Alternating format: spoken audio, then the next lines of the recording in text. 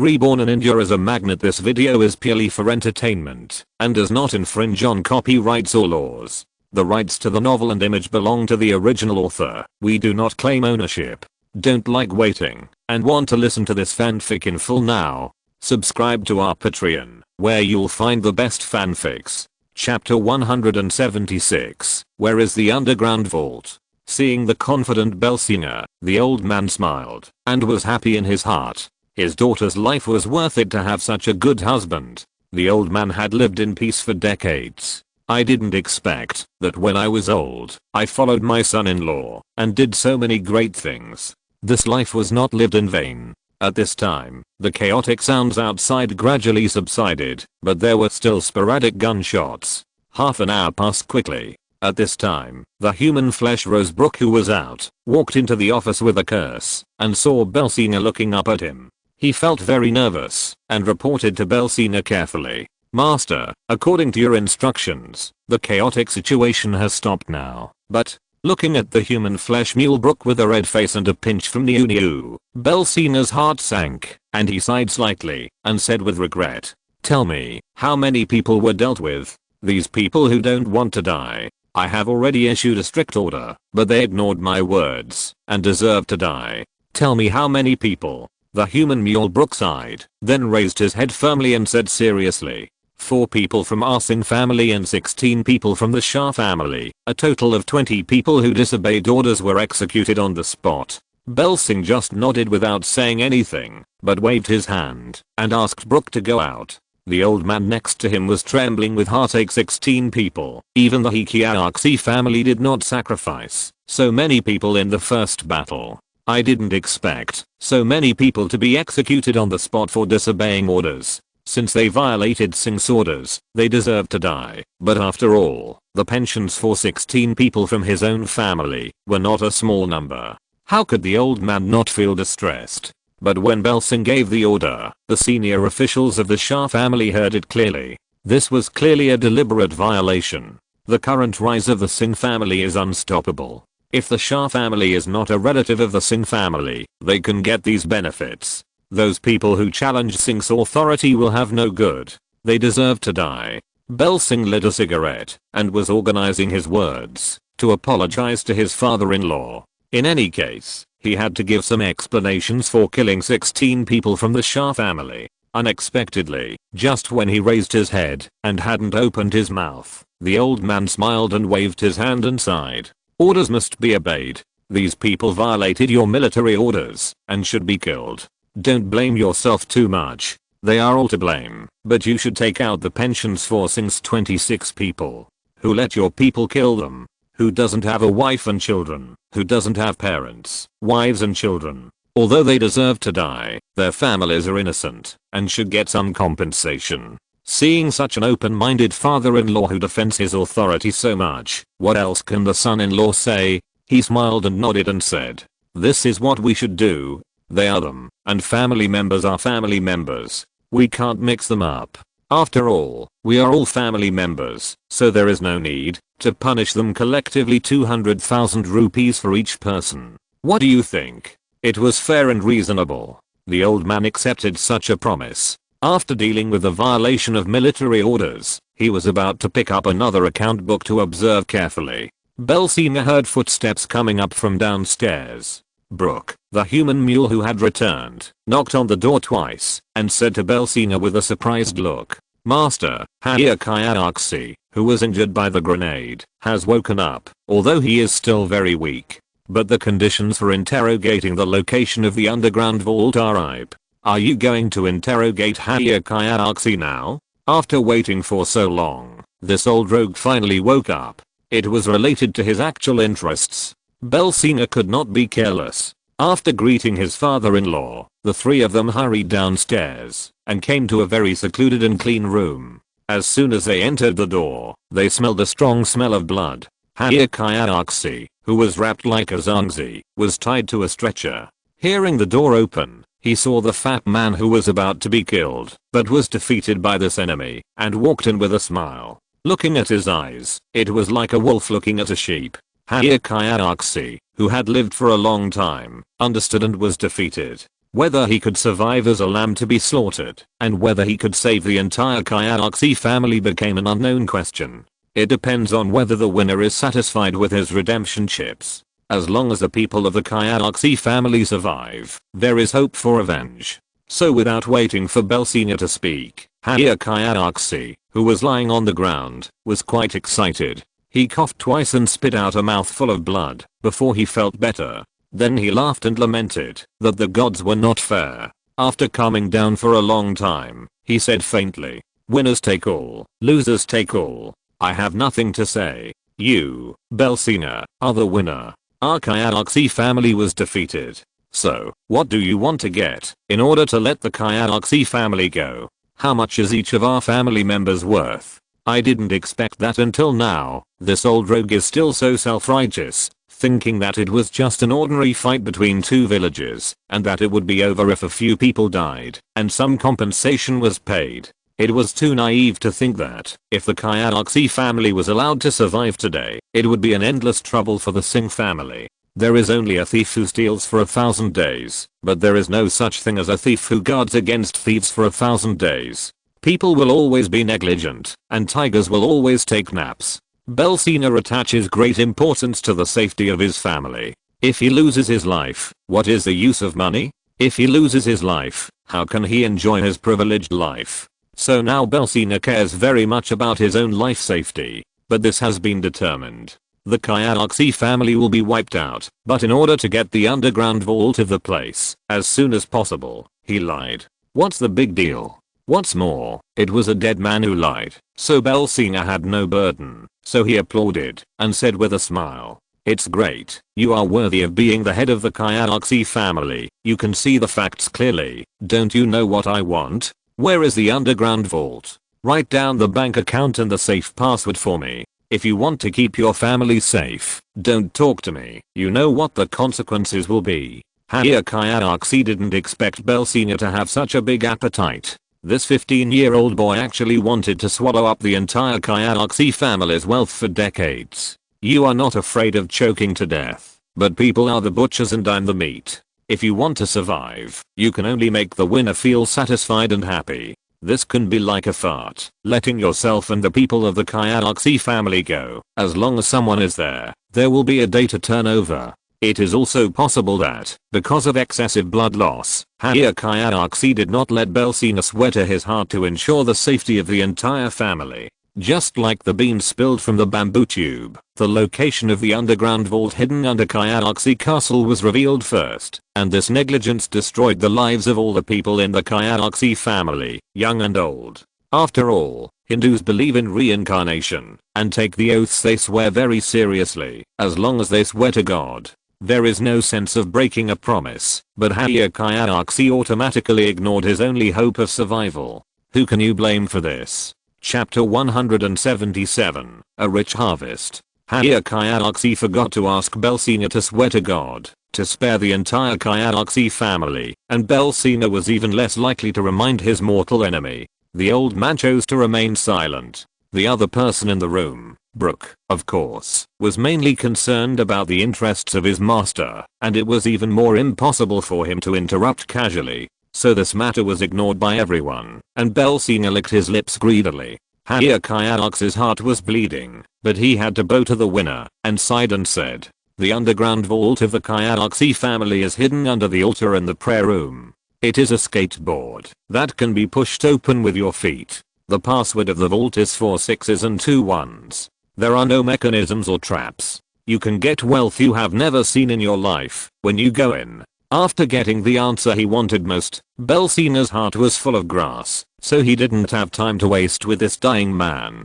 He smiled and walked out of the room with his people, and then ordered the people on both sides of the door to take good care of them, and there was news, and never let the other party die. In the case of not getting all the wealth, this old rogue still has value. Without Belsina's order, Brooke, the human mule, quickly called the members of the Singh family who were guarding the entire castle, and everyone looked for the prayer room. Because the underground vault was hidden underground, the prayer room, which was the entrance to the vault, should also be on the ground floor. It was very easy to find. It took less than 2 minutes for the lights in the prayer room to be lit. The prayer room was not small.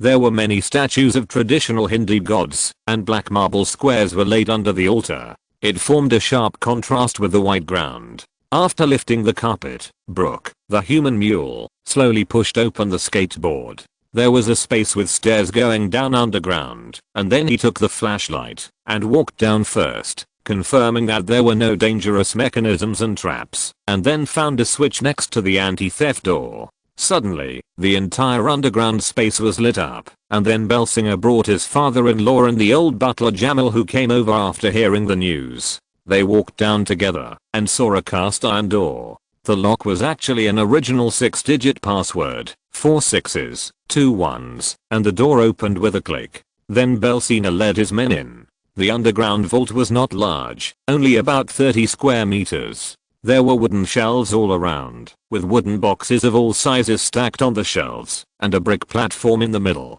On the platform were many kinds of golden statues of different sizes, the largest of which was more than half a meter high, and it was estimated that the weight must be more than 20 kilograms. The smallest statue was only as big as a child's fist, weighing only about 50 grams. These golden statues actually had different sizes. However, the craftsmanship of carving and casting was absolutely impressive, perfect.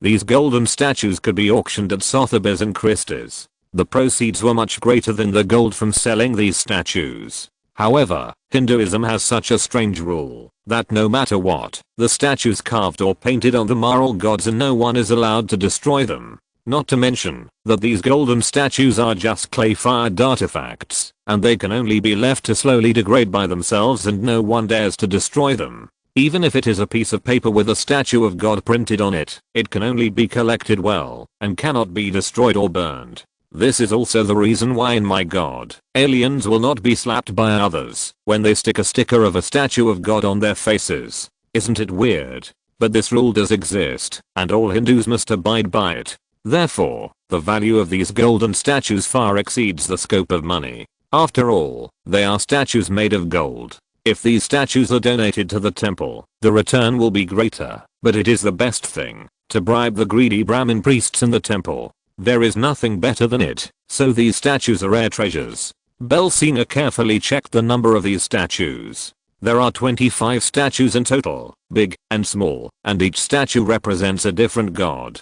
The wooden boxes on the shelves around were not locked. At Belsinger's suggestion, the human mule Brooke took down a box and opened it. Inside were stacks of brand new US dollars. The box was not big, but the number of US dollars reached 1 million. This is much higher than the foreign currency reserves that he originally estimated. It seems that the old rogue knows how to save, and finally he gets a bargain. The second box is still filled with foreign currency. The box contains a small half of British pounds. After all, India is also a Commonwealth country. Anyone with a little status and wealth will store some pounds for emergencies. The amount of pounds exceeds 300,000, which is equivalent to an income of 1 million US dollars. Another large part of the storage is actually Pakistani rupees. Most of the remaining boxes are stored in Indian rupees, and they are all large denominations. In addition, there are more than 20 boxes of gold bars in stock. The specifications of these gold bars are the same as the gold stored by the Singh family. It's just that the name of the Kayalaxi family is engraved on it. Each gold bar weighs 500 grams, and each box has more than 50 gold bars, a total of 1,000 kilograms of gold, which is half a ton of weight. The amount of gold stored by the Kayalaxi family is really amazing. The total amount of gold is added together. It exceeds the sum of the Singh family and the Shah family. It's amazing. Seeing these golds, Belsinger was so excited that he drooled. But the gold he possessed only exceeded 40%, but it was still within an acceptable range. There was also an inconspicuous wooden box. After opening the wooden box, how many passbooks were inside? More than 4 bank cards. The funds on each passbook exceeded 50 million rupees, and a total of 250 million rupees of cash reserves were stored in the bank. It was unknown how much money was stored on the other 4 bank cards. What made Belsinger feel very disappointed was that the key to the safe that he had been waiting for a long time and dragged into valuables did not appear. That is to say, there was no safe, let alone the cost gems stored in the safe, but there were these cash and gold incomes to make up for it. 1,000 rupees in cash, a stack of 100,000, and each box stored 100 bundles of cash, with a specification of 10 million rupees. The rupees stored in this small underground vault reached 300 million, including $1 million in cash and 300,000 pounds in cash. It was a great harvest. It was still fast to make money from robbery. This kind of business without capital was the most effective shortcut to make a fortune. No wonder some people say that there are two ways to get rich in recent years. One is robbery and the other is selling drugs. The time to accumulate wealth is too fast. Getting rich too fast. But 550 million rupees of wealth, 1,000 kilograms of gold, 25 statues of gods, $1 million, 300,000 pounds are some amounts of wealth, and I only own 40%, which makes people feel a little unwilling. Chapter 178. Heavy rain washes away all traces. So Belsing smoked several cigarettes in a row, looked up and saw that everyone was staring at him intently, and the meaning in their eyes. Belsing finally made up his mind, sighed, waved his hand and said, the US dollar and the British pound cannot be moved, because I must let Magnate see the Joshi family's accounts. So these foreign currencies cannot be moved, and the only things that can be moved are gold reserves and cash reserves. Everyone present nodded at this point, and finally Belsing made up his mind and ordered the old housekeeper to secretly hide 50 million rupees in cash. 100 kilograms of gold bars. The nominal wealth of the Shah family is also this number. In the end, the amount of gold reserves allocated to the Singh family reached 320 kilograms. It was equal to the income obtained by Magnate. The Shah family privately obtained 100 kilograms of gold reserves. In addition, they will also share 160 kilograms of gold income. The final result is a happy ending. Even if Magnate knows that the Singh family has embezzled, a little bit of profit can only be left unresolved. If Magnate gets such a large amount of unexpected wealth, it is human nature that he will also embezzle a little. After all the benefits are distributed, let the old butler Jamal personally preside over the moving of these wealth, and move them out first. Then he carefully checked whether there were any hidden secret compartments in the abandoned underground vault. When everything was done, Belsing yawned and went back upstairs. He barely slept for a few hours, but was awakened by the rumbling thunder early in the morning. The rainy season that had been brewing for 10 days finally began. The heavy rain washed away all the traces of the battle and the blood. He had to get up with his painful forehead, ate a bite of breakfast reluctantly, and then went back to the office to continue working. In the morning, he processed the report of all the casualties of the entire family battle. In this sudden battle, the three families invested more than 2,000 troops. The number of deaths in the Singh family was the least, including 4 people who died in the toll station and 6 people who attacked the entrance to the village. In addition to the 4 who were shot, a total of 14 people died, more than 30 were seriously injured, and countless were slightly injured. The death toll of the Shah family exceeded 45, and more than 100 people were seriously injured. The loss was serious. The culprit, the Kayalaxi family, had the most deaths. Whether they were shot to death, hacked to death, or killed by grenades, the death toll exceeded 460, and the number of women who were raped exceeded 200, almost razing the entire Kayalaxi village to the ground. In the end, the death pensions paid to the 2 families exceeded 30 million Indian rupees. Both the personnel who participated in the battle and the families of the dead felt very satisfied with the large pension.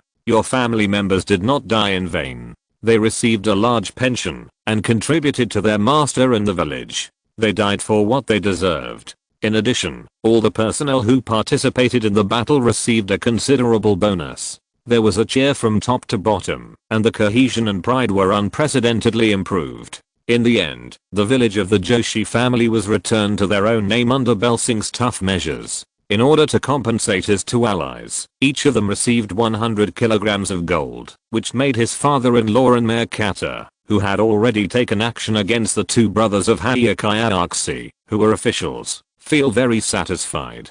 As for the treatment of the remaining villagers in Kayalaxi village, the method is very simple. No matter whether these people are right or wrong, or whether they are persecuted by the Singh family, they can only blame themselves for their bad luck. There is only one way to go against the behemoth Singh family, whether someone dies in the family, or his daughter or wife is raped, and can only lick his wounds silently, and can't do anything. This is the sadness of the little people.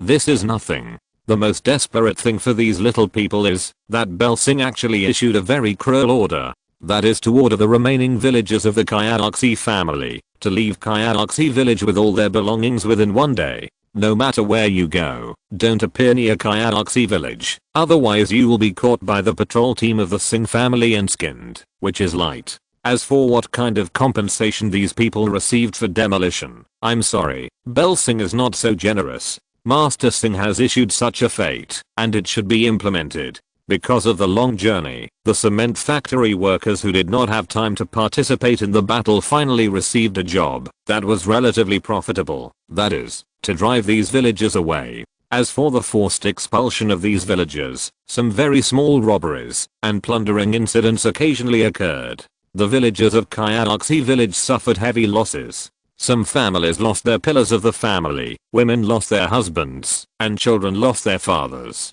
Who will support this family? In the end, they were forcibly relocated, holding only some shabby belongings and some rations, and were driven out crying. As for where these people go to rely on relatives and friends, or act as beggars outside, it is unknown. After finishing these, I reluctantly ate some snacks, drank a sip of tea, moistened my throat, and then took the bank passbook and bank card. I came to the room where Haya Kayalaxi was imprisoned. After half an hour, after getting the password of the bank card, Bel Singh ordered the large army to prepare to return to Laga village. The Shah family will also return to their village to distribute pensions to comfort the villagers who lost their families. Although it was pouring rain outside, he had been out for a day and a night, and Lina was worried about him at home. Bel Singh had to take the golden cash and return to Singh Castle in the heavy rain. As soon as he entered the house, he saw Lina rushing out of the kitchen. After carefully checking Bel Singh's body several times and finding no scars, he breathed a sigh of relief and said crying, "Brother Bel, it's too dangerous. The other party has fired a gun. Why are you still rushing forward? If you have any accidents, what should I do? I'm scared to death." Women are women. They believe everything they hear. They can expand a small thing into a story. How could he take the lead and rush forward? He didn't care about his life, but he saw Lina caring about him so much. In addition to being happy, Bel Singh was also moved. Seeing the little girl crying, he said jokingly, "Isn't it alright? Aren't you back? Okay, don't cry. I was forced to fight. If the Kyosi family broke through the defense and entered Mount Laga, you should know what will happen to the whole village. Both sides are fighting for their lives. I can't help but do my best. Now it's all settled. You don't have to be afraid. It smells so good. What delicious food is being stewed." Although the journey was long, Bel Singh still sent someone to inform Lina in advance that he would definitely be back before dark in the afternoon. So Bel Singh, who returned victorious, should be treated like a hero, and a meal was inevitable. So in order to celebrate this victory, Lina personally ordered the slaughter of 10 newly grown mutton sheep, and the aroma of curry mutton was coming. Everyone knows that Lu Zhanhuo's math is really not good, so I can only ask everyone to bear with me. Let me tell you a little secret. When Lu Zhanhuo was in school, he never passed the math exam. I was ashamed. If you're listening to this novel on a channel other than Fanfic World, it means they downloaded and uploaded it without effort. We cordially invite you to visit our channel, Mundo Fanfic Novelos. There you'll find the original version of this story and you can explore many other novels of various genres. We're waiting for you to immerse yourself in a world of incredible novels. Chapter 179, God and I are on good terms.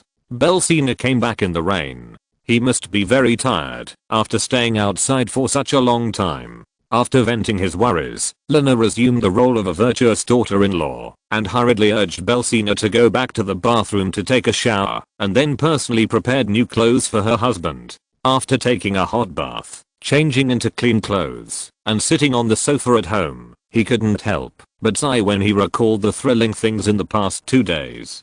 Fortunately, he moved quickly enough If he was blocked at the door of his house by others, even if he won, the loss would be very heavy. Thinking of the terrible consequences of being broken by others and being at the mercy of others, he didn't want to bear it anymore. The more he thought about it, the angrier he became. At this time, the human mule Brook sneakily poked his head out of the east gate and saw that his wife was not with his master. Then he breathed a sigh of relief and came to the master carefully and whispered, "Master, more than 30 people from the Joshi family have been arranged in an abandoned house, waiting for your disposal."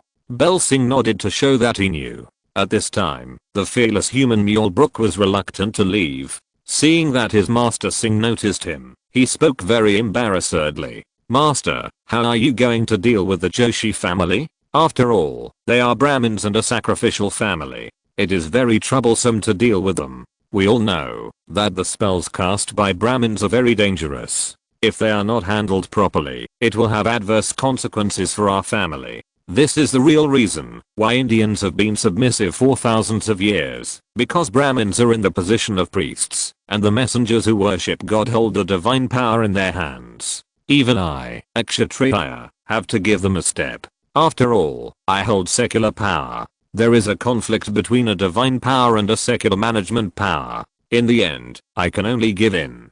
Who made the other party a charlatan? But I'm not an Indian in my bones. Will I be afraid of the curse cast by the Brahmin?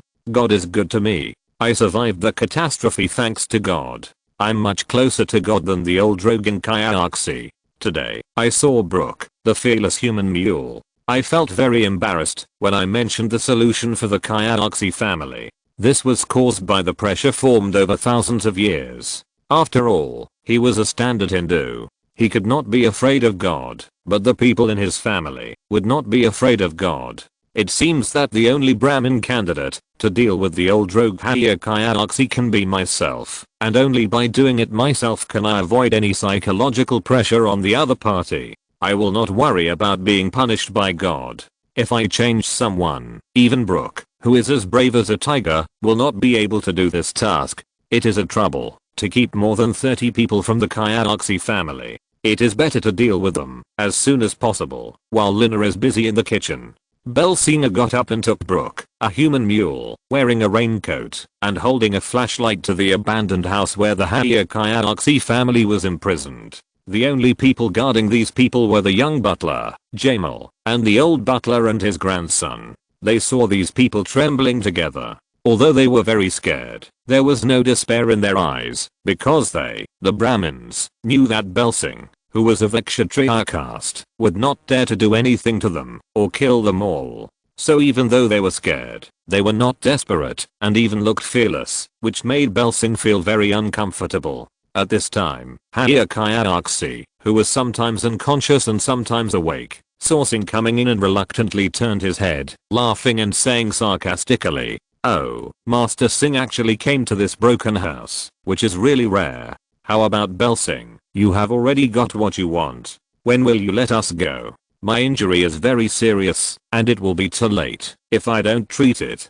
You don't want to see a Brahmin priest family owner die in your hands, do you? If this happens, God will not let you go. Until now, the dead duck is only left with a stubborn mouth. Are you really an idiot, or have you lived in the Indian countryside for a long time and your brain is rigid? When did I say I would let your entire family go? I don't know if it's ignorance or naivety that I have such a strange idea. If I wanted to let your entire family go, would I bring your entire Kyaxi family to my base camp?" So Belsina was so angry with himself and these idiots that he laughed so hard that tears came out of his eyes. The people of the Kyaxi family laughed inexplicably, and after a long time, he lost his character. Then he coughed twice and returned to normal, then lit a cigarette and looked down at the dozens of pairs of eyes of the Kyaxi family and said word by word, "Where do you want to go? When did I promise to let your Kyaxi family go?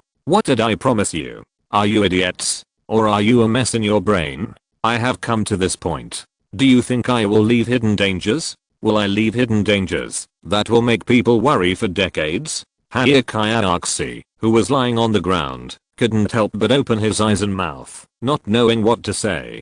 Thinking back carefully to the few minutes I had contacted Belsinger really didn't promise me that he would let the entire Kayaloxi family go. But I took out all the wealth accumulated by the Kyoki family for decades. But I didn't expect that the other party would actually want to go back on his word. How could the old rogue bear this? He struggled on the stretcher and cursed. Belsinger, you little beast, don't you know that I'm a Brahmin? Aren't you afraid of my curse? Aren't you afraid of going to hell? Aren't you afraid that when you become a human again, you will be in the slave class? My family are all Brahmins. How dare you kill me? God will not let you go. Belsinger saw Kayaloxi lying on the ground so excited, and all kinds of dirty words came out of his mouth, and he frowned and said, "You are too naive. The two families are already in a situation of life and death. Do you think I will pay for my mistakes? If I'll let your family members go, who can guarantee that they will not seek revenge on me? So only the dead are the safest. No one in your family will survive. Take them all away." The old butler Jamil was about to grab his master to persuade him and clarify the interests, but he didn't expect to see the firm eyes of his master. He had to give up his original idea because the crazy eyes flashing in his master's eyes were too scary. If he stopped Master Singh from taking action, he would definitely be reprimanded. For these people who were about to die, to refute his master, it was really a ridiculous thing that an unwise person could do. Besides, the so-called Brahmin curse was just a joke in the eyes of the old man. For those who lived to the age of the old butler, the punishment of gods and reincarnation in the next life were simply nonsense. The reason why they still believed in gods was because of the habit formed over decades. Where in the world is there an afterlife? The soul of a person after death is ethereal. Who has ever seen a ghost? Have you ever seen a god? If there is a god, it is the master in your home. What the master says is the prediction of God.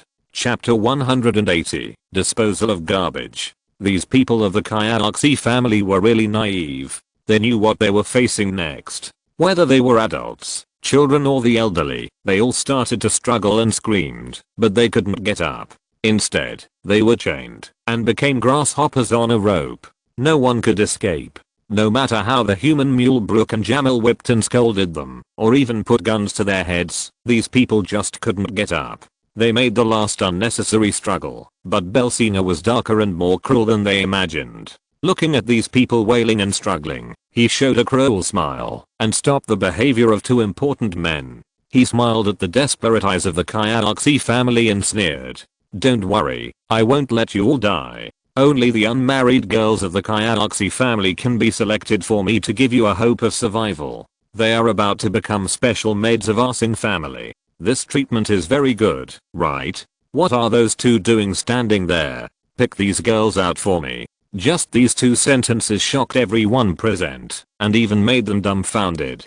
Special maids have formed a group of people in India's thousands of years of society. They are very beautiful and wear very gorgeous clothes. They don't do rough work like ordinary maids. They are domesticated, taught to sing and dance, and specialize in learning the most famous book in India, the Kama Sutra. So what are these beautiful maids used for? It's very simple to bribe them sexually. Special maids are to accompany important guests overnight. And the final result of these girls is often very tragic, because they know too many secrets of their masters. They are old and useless, so they will be dealt with, and will never live to die naturally. The people of the Kayaloxi family certainly know what the living conditions of special maids are like, because the Kayaloxi family has domesticated more than 12 special maids. When thinking of the experiences of these girls, the girls of the Kayaloxi family felt that the world was so dark, and they were almost desperate. Such special maids were more unacceptable than death.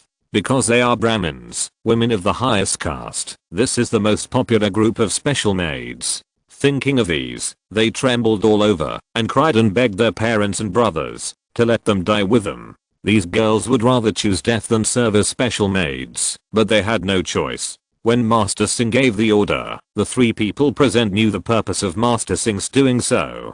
After all, the family kept a few special Brahmin maids. The benefits that would be brought to the family were endless. How would these girls feel? Who cared about them? The master ordered them to do what they should do. These girls were no match for the tall and strong human mule Brook.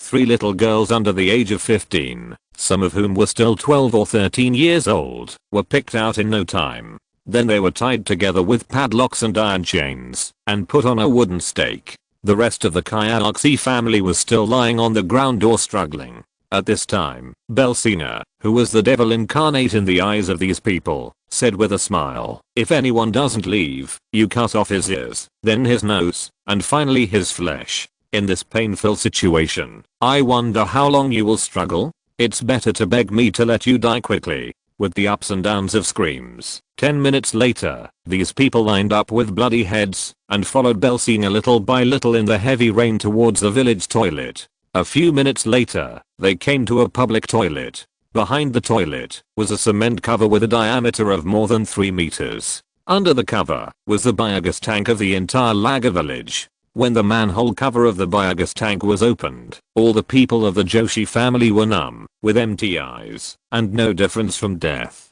They stopped struggling and resisting, hoping that death would come faster and more quickly, so that they could endure too much pain. But this hope was also shattered. The 2 strong guys, the human mule Brook and Jamal, carried the second son of high-caste in the front, and threw him into the biogas tank. With a scream, the chained people fell into the 10-meter deep methane tank one by one like dumplings. The methane tank was full of human and animal excrement, all kinds of household garbage, the dirtiest place. You died in such a dirty place, which made these Brahmins curse the Singh family madly, cursing Belsing to die a bad death. What a vicious thing to say. The Hinduism divides castes into 2 relationships, clean and unclean. The unwelcome and lowest castes are the butchers and corpse carriers. The dirtier your work, the lower your status. The shadow of the upper caste, polluted by those untouchables, will find the Brahmins to offer sacrifices, to eliminate disasters and solve problems. Only in this way can you feel comforted. They are so perverted that they let them die in such a dirty place as a methane tank. Even if they die, their souls will be polluted. How can they reincarnate? This is the most vicious revenge. Little Jamal and the human mule Brook gave up their original discomfort and fear of the danger of curses. The reason why these people were thrown in so easily was that their souls would never be freed if they died in the biogas tank. Even if they were cut open, they would still be untouchable. It was a joke to be afraid of your curses and revenge. After struggling for less than 2 minutes, those who couldn't swim dragged those who could swim to the bottom of the biogas tank. Apart from the gurgling of some bubbles, no more curses could be heard. At this time, the only one left, high-caste, had already fainted due to excitement and anger.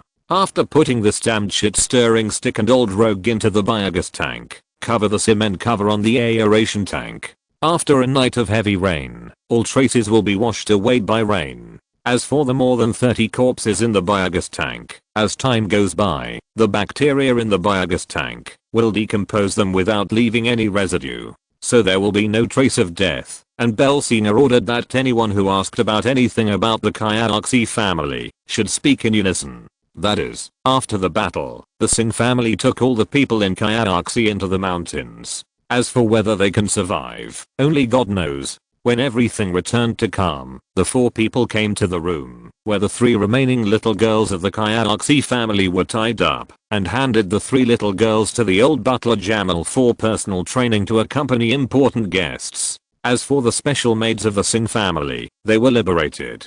After dealing with these things, they just returned to Singh Castle. I saw Lina walking around in the living room anxiously. When she saw Master Singh coming back, she happily greeted him and asked with a smile, while helping Singh to tidy up his raincoat, "What are you doing outside in such heavy rain? It's almost time for dinner, and you're still running around." Belsing just smiled and shook his head and said, "I went to deal with some garbage. I came back soon. I'm hungry. When will the curry mutton you made be ready?" Chapter 181. Great joy. Lina hung her raincoat on the clothes rack and said with a smile, "Okay, dinner will be ready in half an hour. You can eat more then. You have lost weight after working so hard these 2 days. If you lose weight, you will become a bull. You will be equal to your father-in-law. It is very scary to think about it." Seeing Lina jumping away, Singh sat on the sofa with the old housekeeper, frowning and looking at the rain outside, and said with gritted teeth, Damn high-caste family, I'm not declaring war on them suddenly. We will definitely harvest the grain within these 2 days. Look, if we delay for 2 days, it will rain. If it rains heavily every 3 days and drizzles every 2 days, the rainy season will come. What will we do with the grain? The old butler smiled and got a cup of steaming hot black tea for the master and said, "Master, don't worry. According to my decades of life experience, the first month of the rainy season is not as terrible as you said. It will only rain every day in the eastern part of the rainy season. So there are more than 20 days of rainy weather. Why are you in such a hurry? I think the rain will stop tomorrow, and then we will organize people to harvest the grain. When the weather is good, we can dry it in 3 days without any delay." He knew nothing about agriculture, and seeing the old butler so confident, Belsina's manic heart was comforted. While drinking tea and chatting with the old housekeeper, 20 minutes later, the maids began to work on the dining table in the restaurant. Dinner was about to start. The people around him had not had a good rest or a good meal in the past 2 days. It was okay for the young people, but the old housekeeper was so old, and it was too hard. So Belsina patted the old housekeeper's hand and said with a smile, "Don't leave at dinner time. Have a few drinks with me. Leave everything to Jamal and the young people to complete it. You are so old, and you are still so tired. It's really too bad." The old housekeeper agreed with a smile. I don't know if the 2 idiots next to him were greatly stimulated just now.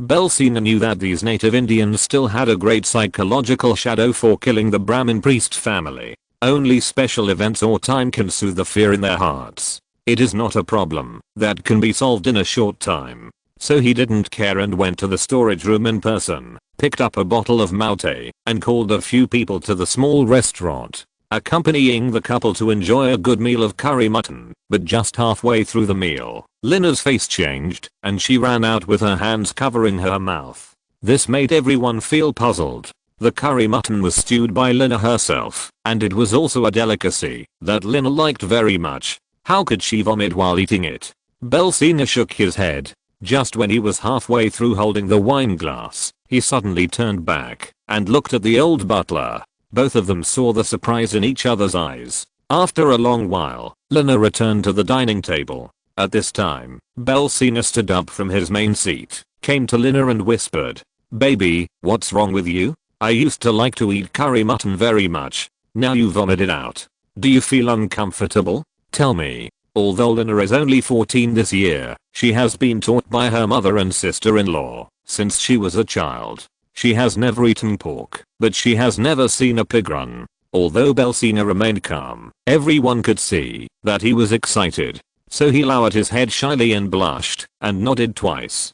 Belsina was so excited that he trembled all over and kicked the unromantic human mule Brooke off the chair. He sat next to Lina, grabbed Lina's hands, and asked in shock, "How long? Are you sure?" Lina blushed, lowered her head, and said in a very shy voice, "I haven't had my period for more than a month. Although I'm not sure, I'm 30% sure. When I put the mutton in my mouth just now, I felt something was wrong. I can only wait for the doctor to check to confirm." There was no menstrual period for more than a month. That was not when Lina just came back from Udapa. Unexpectedly, after looking forward to it for a long time, the baby finally came. This made the highly nervous Belsina excitedly jump up from the chair, shouting and laughing, and the old housekeeper next to him even cried bitterly. He knelt on the ground, crying and praying to the heaven.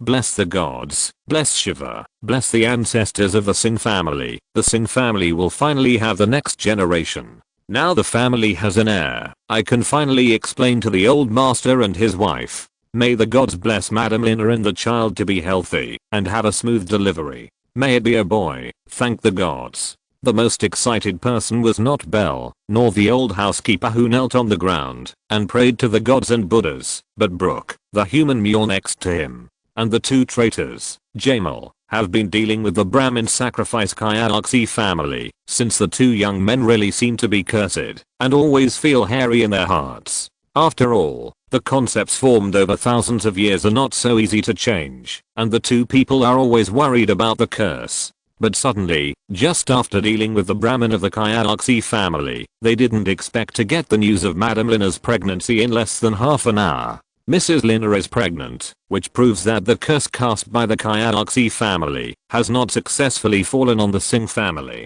What about the extinction of descendants and the death of a good death? There is not even a trace of it. Look at Mrs. Lina, who is pregnant after dealing with the affairs of the high-caste family. This is God's favor to the entire Singh family. This is a slap in the face. This is a naked slap in the face of the high-caste Brahmin family. What Brahmin is a waste family at all? I'm afraid of what you do. You are really sick.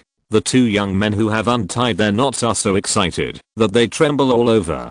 Regardless of the rules, they actually picked up Grandpa Singh's wine bottle. The two of them drank a sip from the bottle and then hugged each other and laughed. When the burden in people's hearts is removed, the whole person feels relaxed. Mental illness is the most difficult to heal. I didn't expect to get such good news today. How much trouble has the little life that has arrived solved for his father, Bel Singh? This little guy is a real angel. Do you think Bel Singh can be unhappy? Just after a big victory, a large amount of wealth was obtained, which completely reversed the financial constraints of the Zinja family. I didn't expect that just after returning home, I got the news that my wife was pregnant. All the good things came at the same time. It was a great blessing that Singh didn't faint from the stimulation. The news about the small restaurant spread quickly. 10 minutes later, the whole Singh family and the whole Lagasan knew about the good news. The cheers of the people drowned out the sound of thunder. Everyone was so happy. The good things of this family came one after another, and the rising trend was unstoppable. Under the wise leadership of Master Singh, the whole village will develop in a better direction. Who wouldn't be happy? Who has a grudge against money? Everyone, right? Chapter 182, Anxiety and Angry. The cheers outside were getting louder and louder, but the atmosphere in the restaurant was very tense. Black goat meat is a local breed of mutton. Although it is not big, the meat is delicious and is a good tonic. Lina used to like black goat meat very much, but the reaction of her first pregnancy was too strong. In addition, she was nervous these 2 days and didn't rest well. She couldn't help vomiting halfway through her meal. Women's bodies are inherently delicate, and they have to be very delicate in terms of diet and daily attention to some details of life. Especially for pregnant women. One person eats, 2 people absorb. What if they don't eat well? Can the child develop well? Although the Indian countryside is ignorant, the people of the Singh family are all educated and know that if a woman doesn't eat well or sleep well during pregnancy, it will be a big trouble. So the Singh family, from Bel Singh to little Jamal, felt very nervous. Bel Singh sat next to Lina. While comforting the little girl, he frowned and asked Jamal, the butler next to him, "Mr. Butler, notify Chef Hamill to prepare some light food immediately and make it nutritious for madam to eat.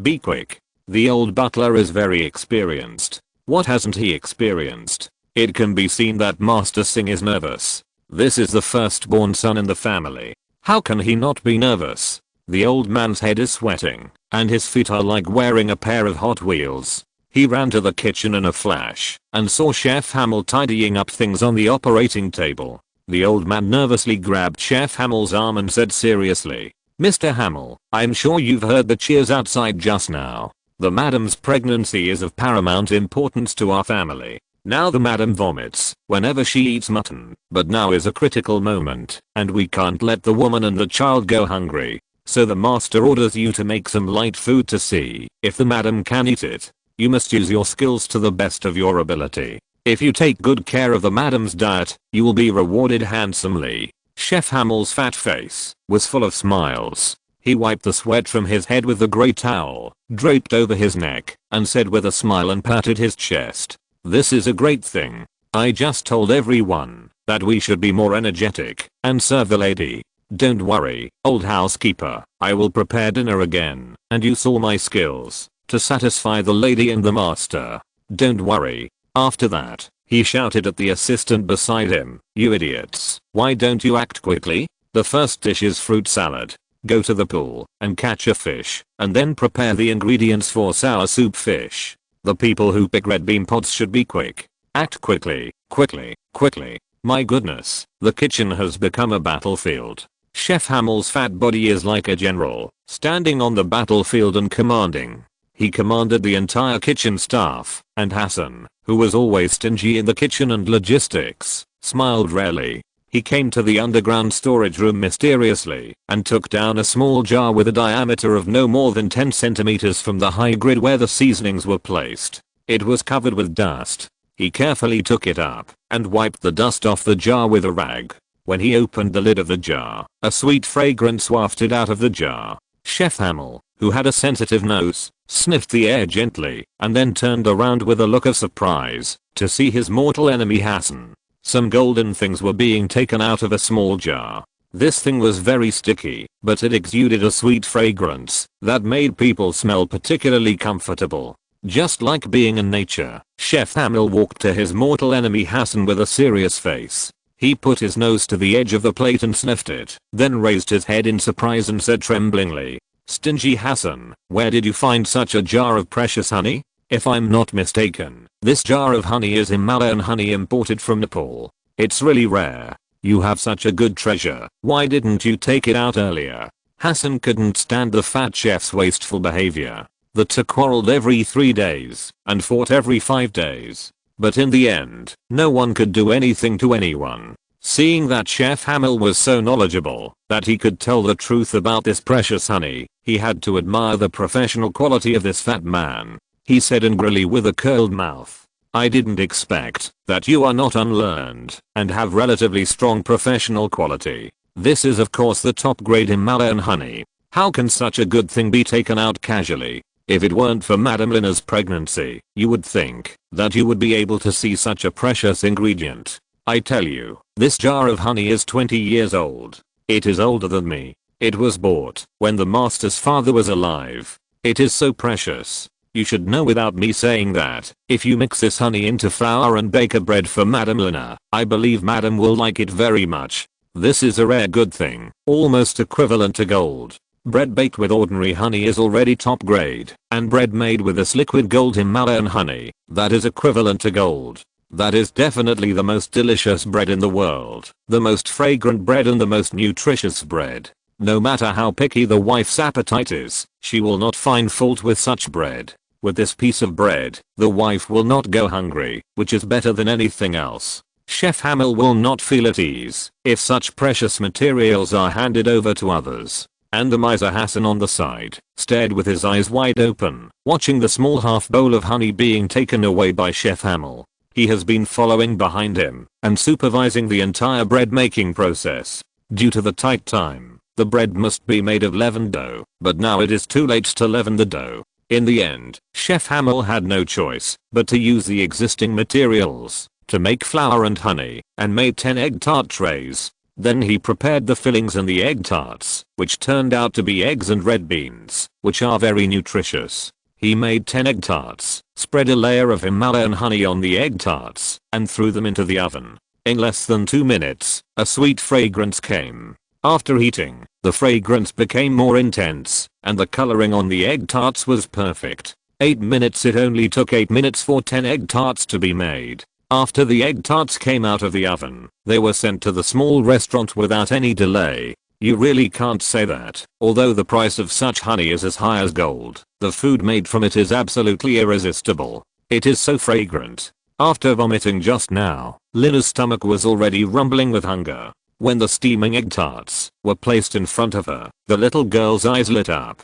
She gently took out an egg tart, blew it, and it was really hot. She took a bite gently, squinting her eyes, and humming in enjoyment. It is so sweet. The red beans are crispy, the eggs are sticky, and the fragrance of honey and flour are mixed together. It is simply a delicacy on earth. Delicious and delicious. The most important thing is that after eating it, there is no discomfort in the stomach like before. This is the most happy place. Chapter 183, The Clockworksing Family. Lina ate an egg tart as big as a child's fist in 2 or 3 bites, and licked her fingers with satisfaction. Then she picked up the second egg tart, puffed up her cheeks, and stuffed one into her mouth. Seeing Lina eating happily, Belsina finally let go of his worries. At this time, the sour soup fish was also prepared and served. The unique Indian sour soup fish was not made with pickled vegetables like the sour soup fish in China. Instead, it was made with various sour fruits, plus the authentic freshness of wild fish, which made people's appetites grow.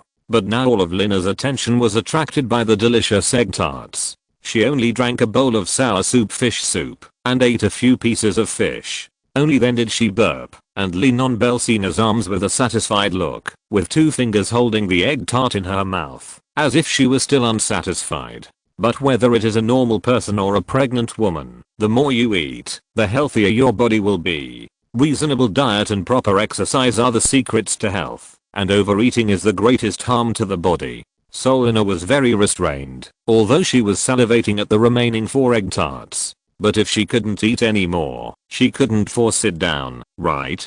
Belsina, who was holding Lina, saw that the little girl was finally full, and she didn't have a strong pregnancy reaction to vomit, and finally put down his heart. As long as Lina ate well, and the mother and child were safe, it was better than anything else. This person's body reaction will return to normal immediately after the mind relaxes. He only ate 1/3 of the dinner just now. After relaxing, Belsina's stomach began to gurgle. This made Lina, who was nestled in Singer's arms, feel very embarrassed. She sat up and looked at Belsina with a smile and said, "Brother Bell, you looked so nervous just now. Which woman doesn't go through the vomiting stage when she is pregnant? It's no big deal. Now I'm full, you should eat quickly, otherwise the mutton will be cold." Singer smiled and nodded, and sat back in the chairs in the restaurant with old Jamel and a few others, and everyone laughed and chatted while eating the cold food. Although the food was cold and hard and not tasty, Belsina was so happy that even eating Coptis chinensis tasted sweet. After a while, after dinner, Belsina accompanied Lina to walk around the garden twice before returning to the room. First, he put Lina on the bed and coaxed her to sleep, then quietly left the bedroom and looked downstairs to see that the leaders of the Zinj family had all gathered in the living room waiting for him. He walked down the stairs and sat in the middle of the crowd, lit a cigarette, drank a sip of tea, and then frowned and ordered, "Now that Lina is pregnant, it's time to need me, so we must act quickly. Brooke, you work with Marbury to lead the people to clean up Kyalaxi village as soon as possible and drive out those damn villagers. If there is any resistance, you can deal with them at will, killing or injuring them." The human mule Brooke and the professional manager of the cement factory, Marbury, looked at each other and saw the burning desire in each other's eyes. This is a good job. Although those damn slaves are already lucky to have enough food, there is no oil. But no matter how small the mosquito is, it is still meat. After this job, at least their income will increase for 5 years. There is absolutely no problem. As for the little thoughts of the 2 people, everyone present knew it well. Belsina's personality is very extreme. He can be said to be a devil to his enemies, very cruel and ready to kill them all. But he treats his own people very well. As long as it does not touch Singer's bottom line, he will turn a blind eye and let it go. But Belsina will not blindly favor his subordinates. If anyone dares to touch his bottom line and behaves as a traitor, then congratulations, no matter who it is, he will die without leaving any residue. Although these 2 people have some little thoughts, they know what to do and what not to do. So Belsina turned around and said to the old butler without caring about them, "Butler Jamal, you saw it when we were having dinner just now. To be honest, let alone Lina who is pregnant. Even if I eat curry 3 times a day, 365 days a year, I can't stand it. Lina is in a critical period now, and her appetite is very picky. For the health of Lina and the child, we should be prepared.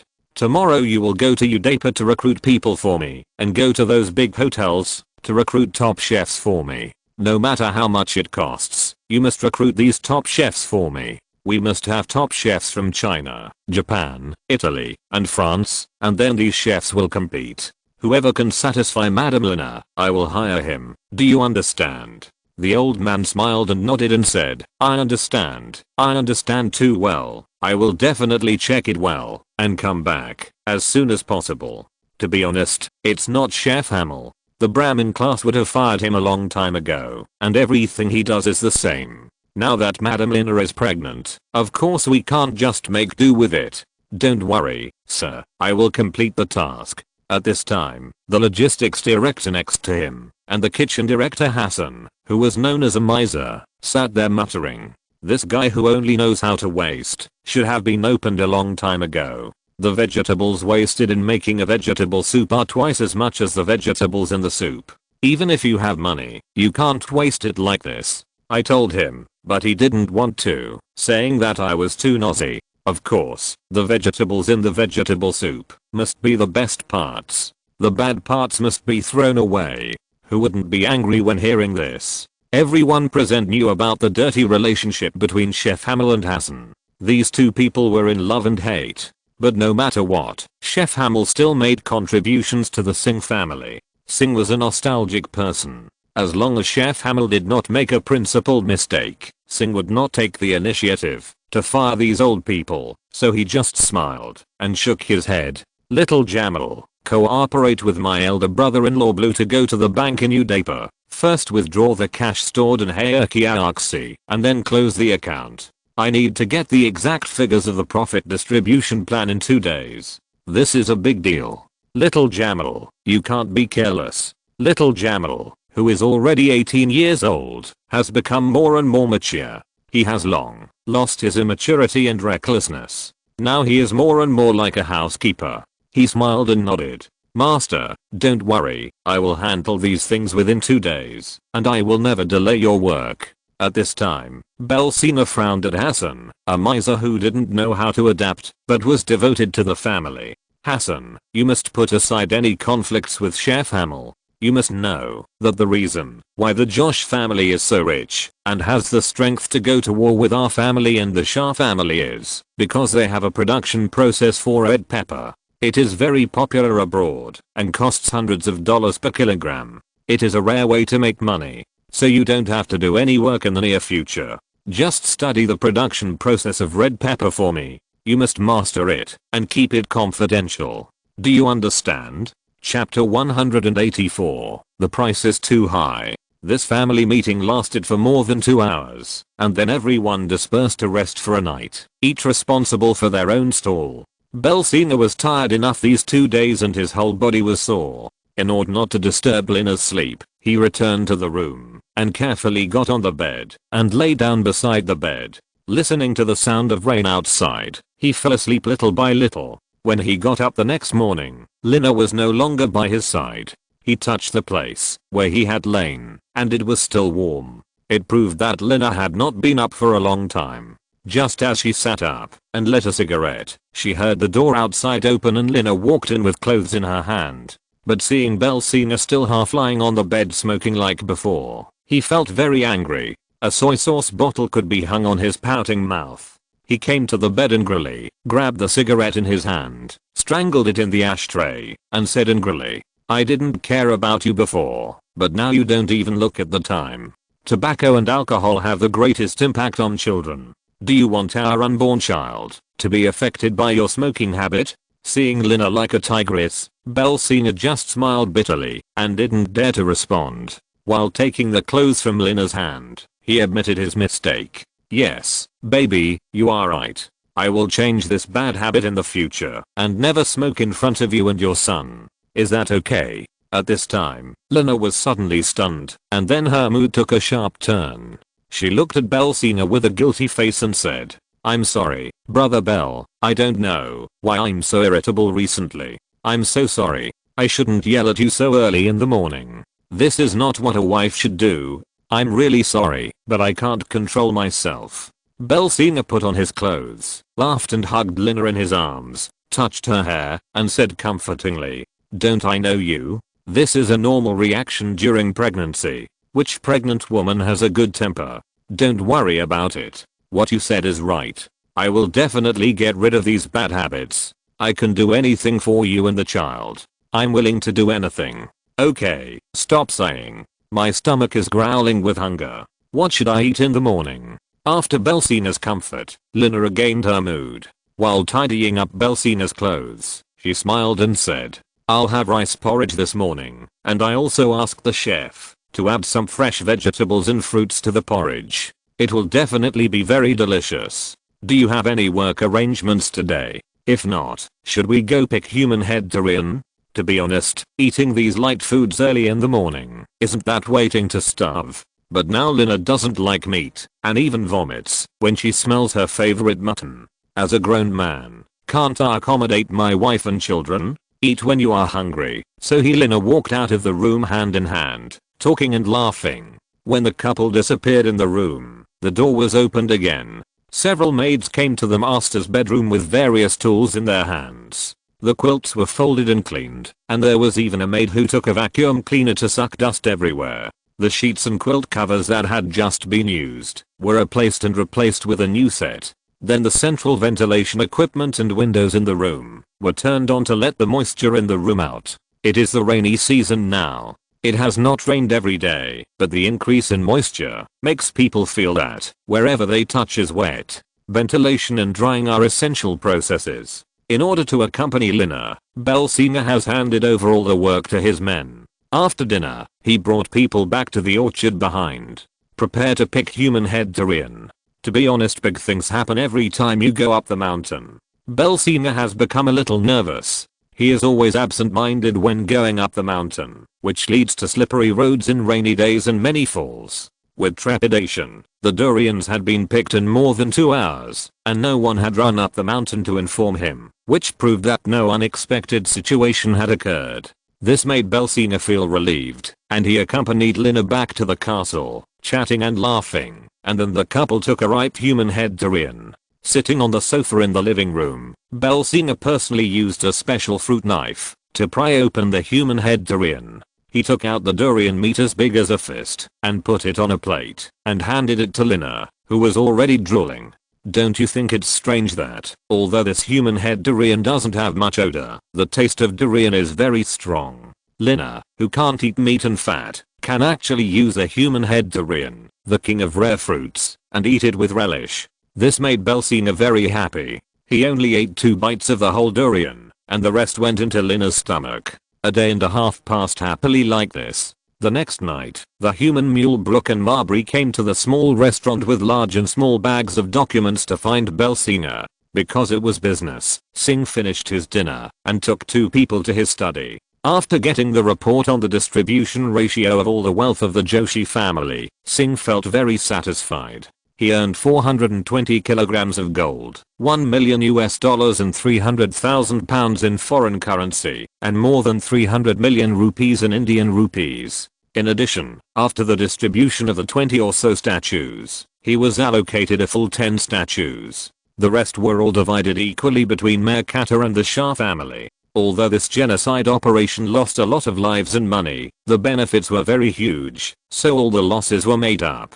Putting the report on the desk, Belsinger lit a cigarette and took a puff and said with a frown, "Are you ready for what I asked you to prepare? Marbury will follow me tomorrow. Let's go and see what the police chief who was airdropped from Sinja town is capable of. If the other party meets our family's requirements, we will form an alliance. If the other party is a straw bag, we will have other plans." At this time, the human mule Brooke frowned and said to Belsinger, "Master, I really don't understand if the chief of police is really that valuable. 100 kilograms of gold, 500,000 pounds of foreign currency. What can he do for our family? Is it worth spending so much to win him over?" Belsinger rolled his eyes and said, "If you knew everything, you would be the master. I don't care about him as a person. It's the strength of the family behind him. The development of a family is like rowing against the current. If you don't move forward, you will retreat. Without a strong umbrella to support it, how much trouble a family will encounter.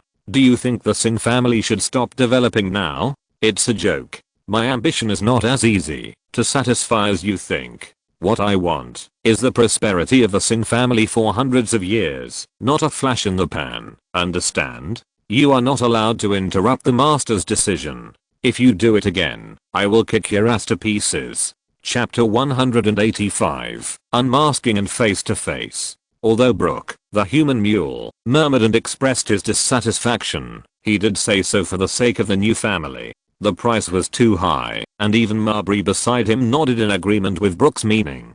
Hundreds of kilograms of gold, a full 500,000 pounds of foreign currency. This is such a huge number, no wonder the 2 people are so distressed.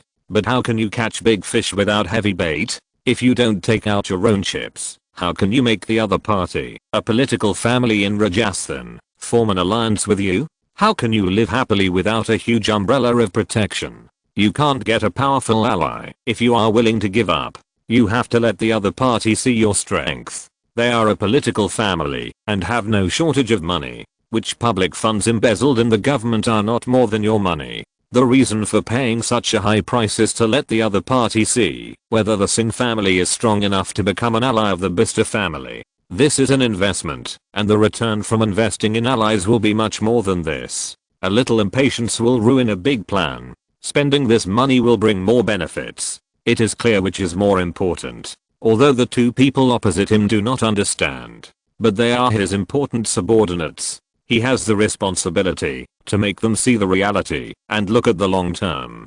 Don't focus on the income of those melons and 2 dates, otherwise they will never grow. So Bel Singh patiently explained to the two important subordinates for 40 minutes and finally convinced the two guys. The next morning after breakfast, Bel Singh explained the purpose of this trip to Lina, and Lina chose to support her with understanding and said to Singh with a smile, "Go ahead, I think my mother will come to our house this morning. With my mother's company, you can rest assured to do your work." Although Bel Singh notified his father-in-law as soon as he learned that Lina was pregnant, the Singh family was busy. The Shah family is not easy either. They have just sorted out the clues these 2 days, and his mother-in-law has taken time to come to the Raga Valley to visit her baby daughter.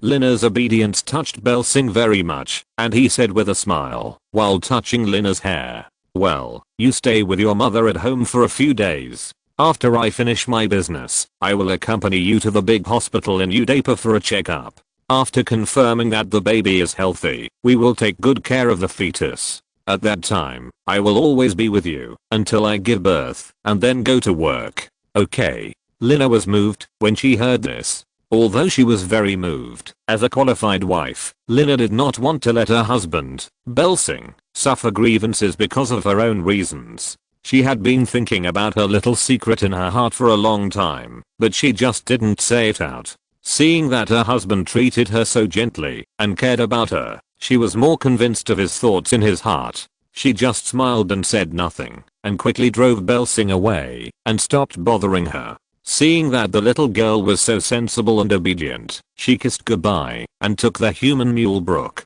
There was also Mabri and more than 10 bodyguards, armed with guns and live ammunition, by Singh's side. Along the newly built road, little by little, walking towards Sinja town, Master Singh didn't have such a big show when he went out before. Now you can't be careless, although the Singh family has wiped out the entire Kayalaxi family. But who knows if there are any who have escaped. What if there is a person with a brain abnormality who wants to avenge his master's family and attacks Bel Singh halfway? So from then on, Bel Singh will arrange more than 10 bodyguards to protect him every time he goes out, and the cloth bag carried by each of these bodyguards is bulging, which is considered a normal person. You can see that there is a long gun inside. After being protected by layers of guns and live ammunition, Singh, sitting on the sedan chair, was thinking about how to negotiate with Axbista, who looked like an old fox. I don't know if the other party is satisfied with the chips I brought. A gift worth more than $2 million should be able to impress the other party. If such a gift still can't impress the other party, it proves that the other party is a pixie, and the appetite is very big. If you cooperate with such a pixie, it will be a problem whether you can survive. After all, if the other party is greedy, his Singh family will become a target of the other party. This is to seek the skin of a tiger, and you have to be cautious. To be honest, the reason why Bel Singh likes to stay in such a remote village as a local tyrant is that he is tired of those intrigues. Now, for the protection of his family, he has to be involved in false friendships again, which is really annoying. When will the Singh family grow into a behemoth with super strength, and even the Indian government can't deal with the Singh family? Bel Singh will choose you to retreat behind the scenes and enjoy life with your wife and children. It's too early now. Sometimes life is so helpless. The more you hate something, the more you will lean towards you. It will appear in front of you, and you can't get rid of it. This is life. Life is a process of solving problems and problems. Anyway, it is quite profound. Singh in his 2 lives has not figured out what the meaning of life is. Let's take it one step at a time. After wandering for an hour and a half, he came to the town. When he first entered the period, everyone who met Master Singh would salute respectfully and talk about it. What are those people talking about? Belsina knew it clearly, but how could these ordinary people stir up any big waves? They just laughed off any threat they could pose to themselves. When Belsina knocked on the door of the office of Axe Bister, the chief of the police station, the 2 little foxes finally faced each other directly. This Axe is not simple. He is the eldest son of the Bister family. He was airborne to the town to be gilded. He is more cunning than a fox. Once he touches the fur, he is a monkey. Singh came to the office to find him for a very clear purpose. He asked Belsina to sit down in a hypocritical manner, served tea, and chatted and laughed, but did not talk about the main topic. He did not expect the other party to be such a cautious person, so Belsina waved his hand indifferently and asked the 2 men to go out. When the door was closed, Belsina saw that the other party just smiled and said, "Don't tell lies in front of real people. I think the purpose of my coming here must have been known by Chief Axe. Don't you want to give me an explanation?" Axe knew what Belsina was asking. He had prepared the words long ago, but he did not expect Belsina to ask so simply. Axe, who was used to talking to old foxes, felt very awkward because he was so straightforward. He was the most direct one. Seeing Belsina still smiling, Axe knew what was going on. He was indeed a man who would do big things. He would not dwell too much on these small things. He would not express his loss. This was the quality that a man who did big things should have. He was not like a shrew who would hold on to a small flaw of the other party. Although the other party yielded to you under pressure, when you made a mistake, the things you held onto would be the opposite. It made you feel uncomfortable all over and let you know how uncomfortable it was to be held hostage. If you're listening to this novel on a channel other than Fanfic World, it means they downloaded and uploaded it without effort. We cordially invite you to visit our channel, Mundo Fanfic Novelos. There you'll find the original version of this story and you can explore many other novels of various genres. We're waiting for you to immerse yourself in a world of incredible novels. Chapter 186, Happy Cooperation. Belsina asked directly, and Director Axe's answer was even simpler and clearer. He just smiled, and Belsina knew what was going on after he said a few words. "I need to see the strength of your Singh family. After all, alliances cannot be made casually. Although it is better to trust a bitch than a politician, promises must be kept by everyone. Not to mention that the promises of top political families like us are worth 1,000 gold. I must be cautious, cautious, and cautious again. There is a way." Belsina felt very satisfied with Director Axe's answer, just as he thought. If you want to become an ally with a political family like Bister, you must come up with something that convinces the other party.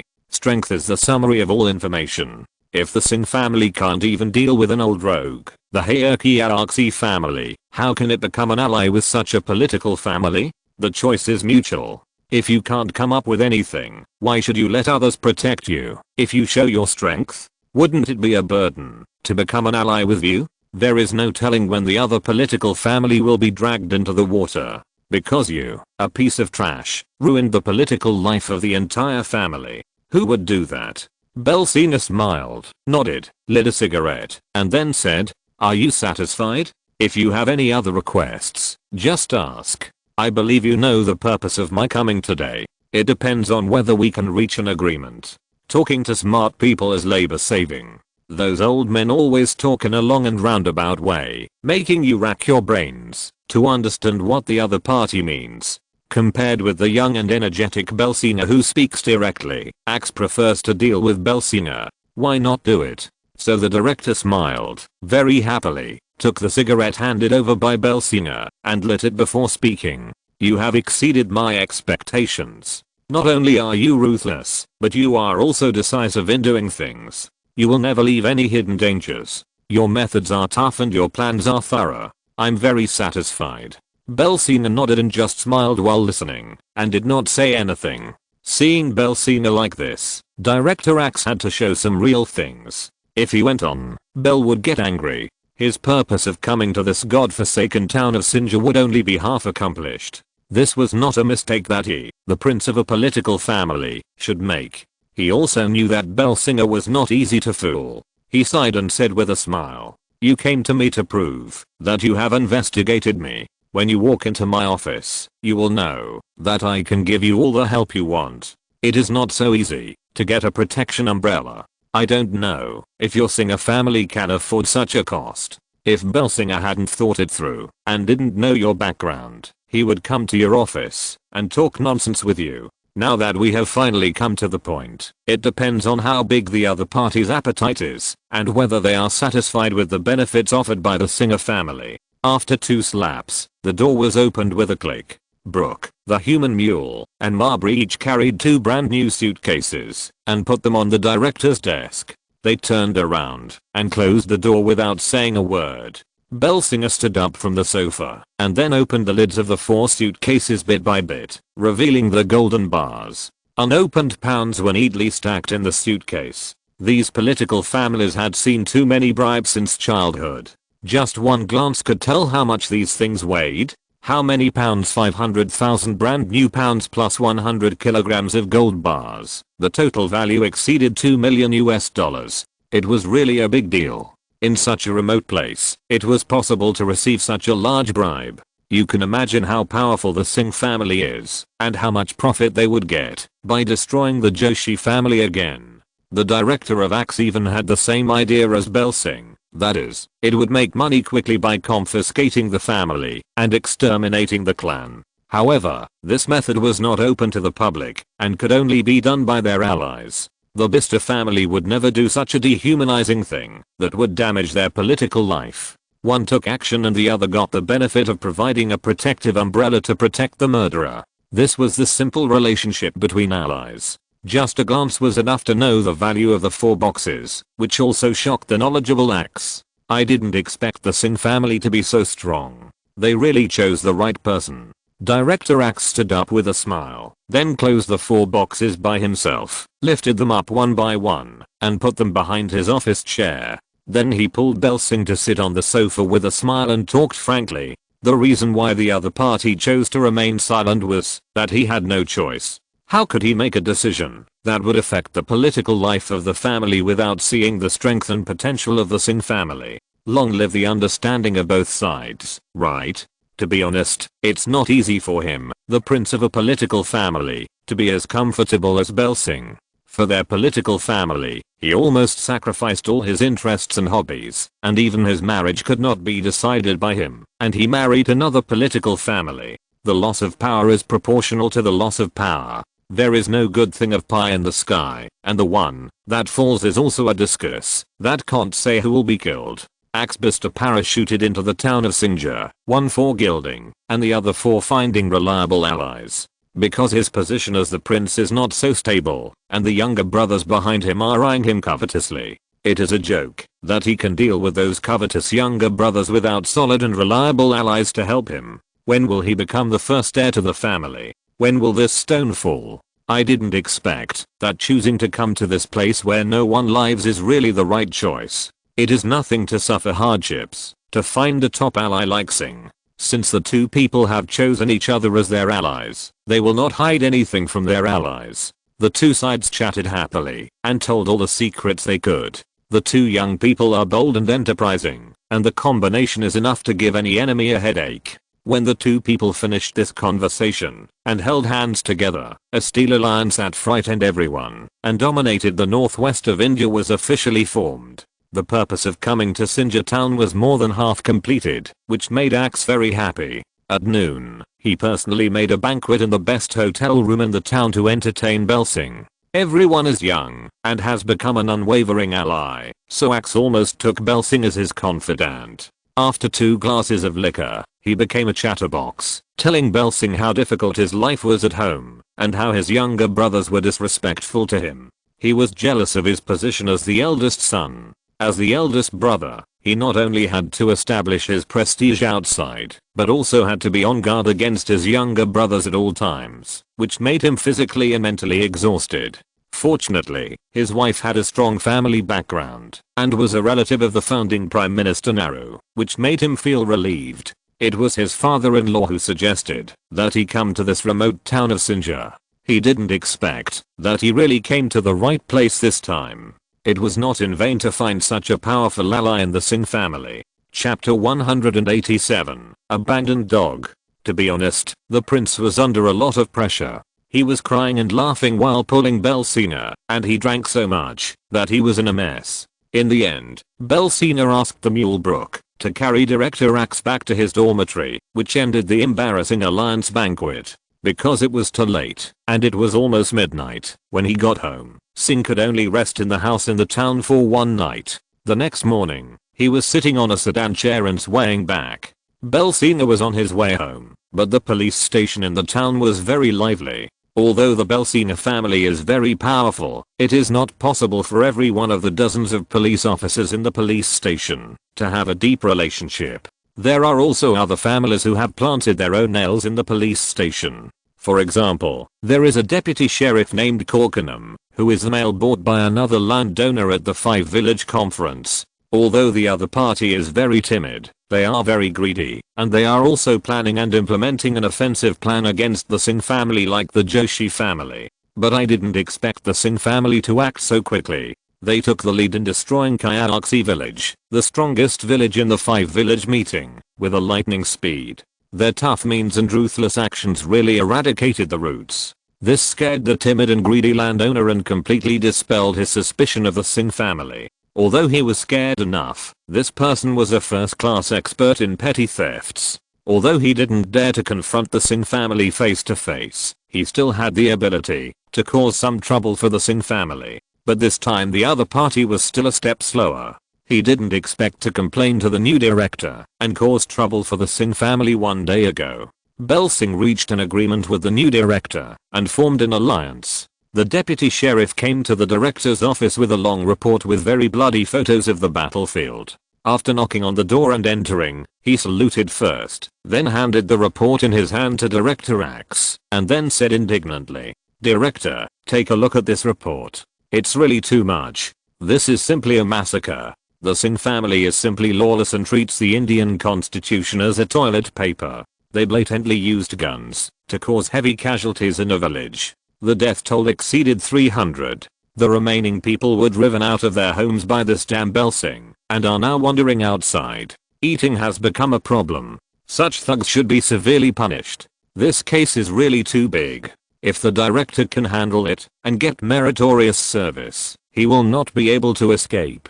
Although the other party was indignant and labeled himself as a righteous person, his purpose was something that any normal person could hear. What's more, the two people have just become allies, and they are the kind of iron allies. Director Axe understands the purpose of this deputy police chief very well. This is to put eye drops on his ally. Belsing came to the police station yesterday.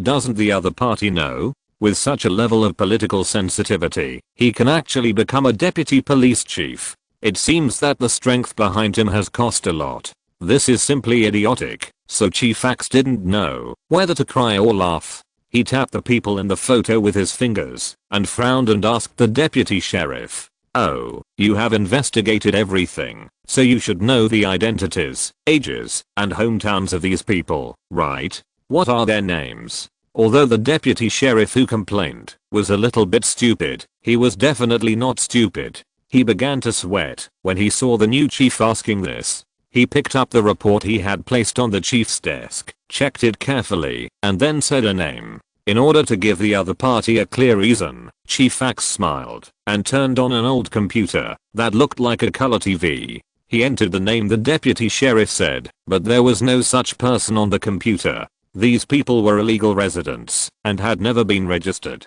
How could he find their identities? This is why Belsina dared to kill so many people. Seeing that there was no such person, the deputy sheriff knew how stupid he and his master were. This is obviously a trap set for the Singh family, a naked frame up.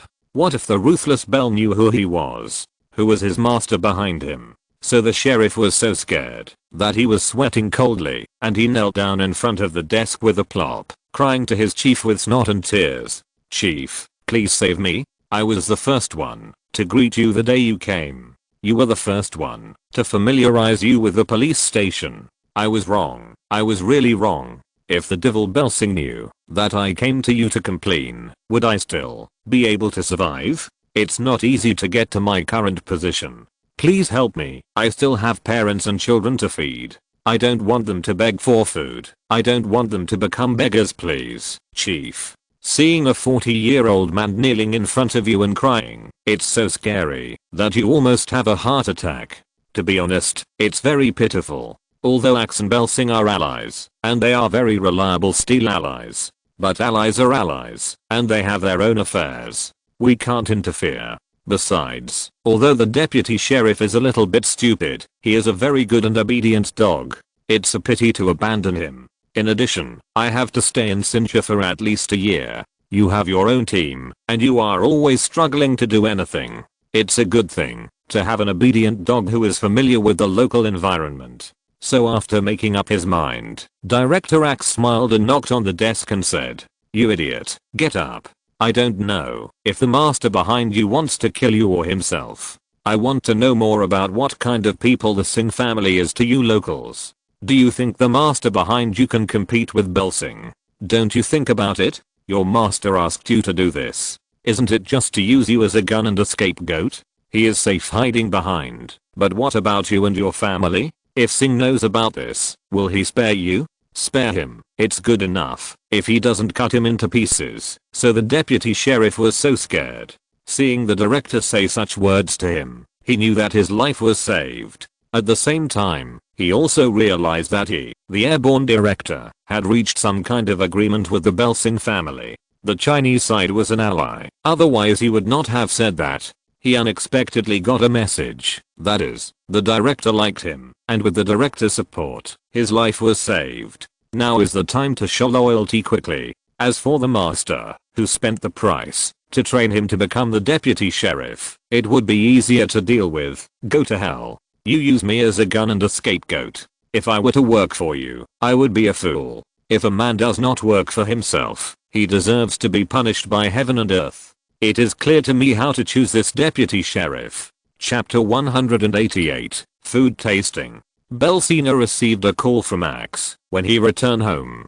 This was the real reason why he spent a huge price to make allies. With a huge umbrella of protection, what else is there to be afraid of? At the same time, Belsina also issued an order to monitor the actions of this venomous snake who looks harmless on the outside, bullied everywhere, but is always hiding in the dark. If the other party dares to attack the Singer family after losing a dog, then I'm sorry that such a venomous tongue will definitely be severely punished by the Singer family.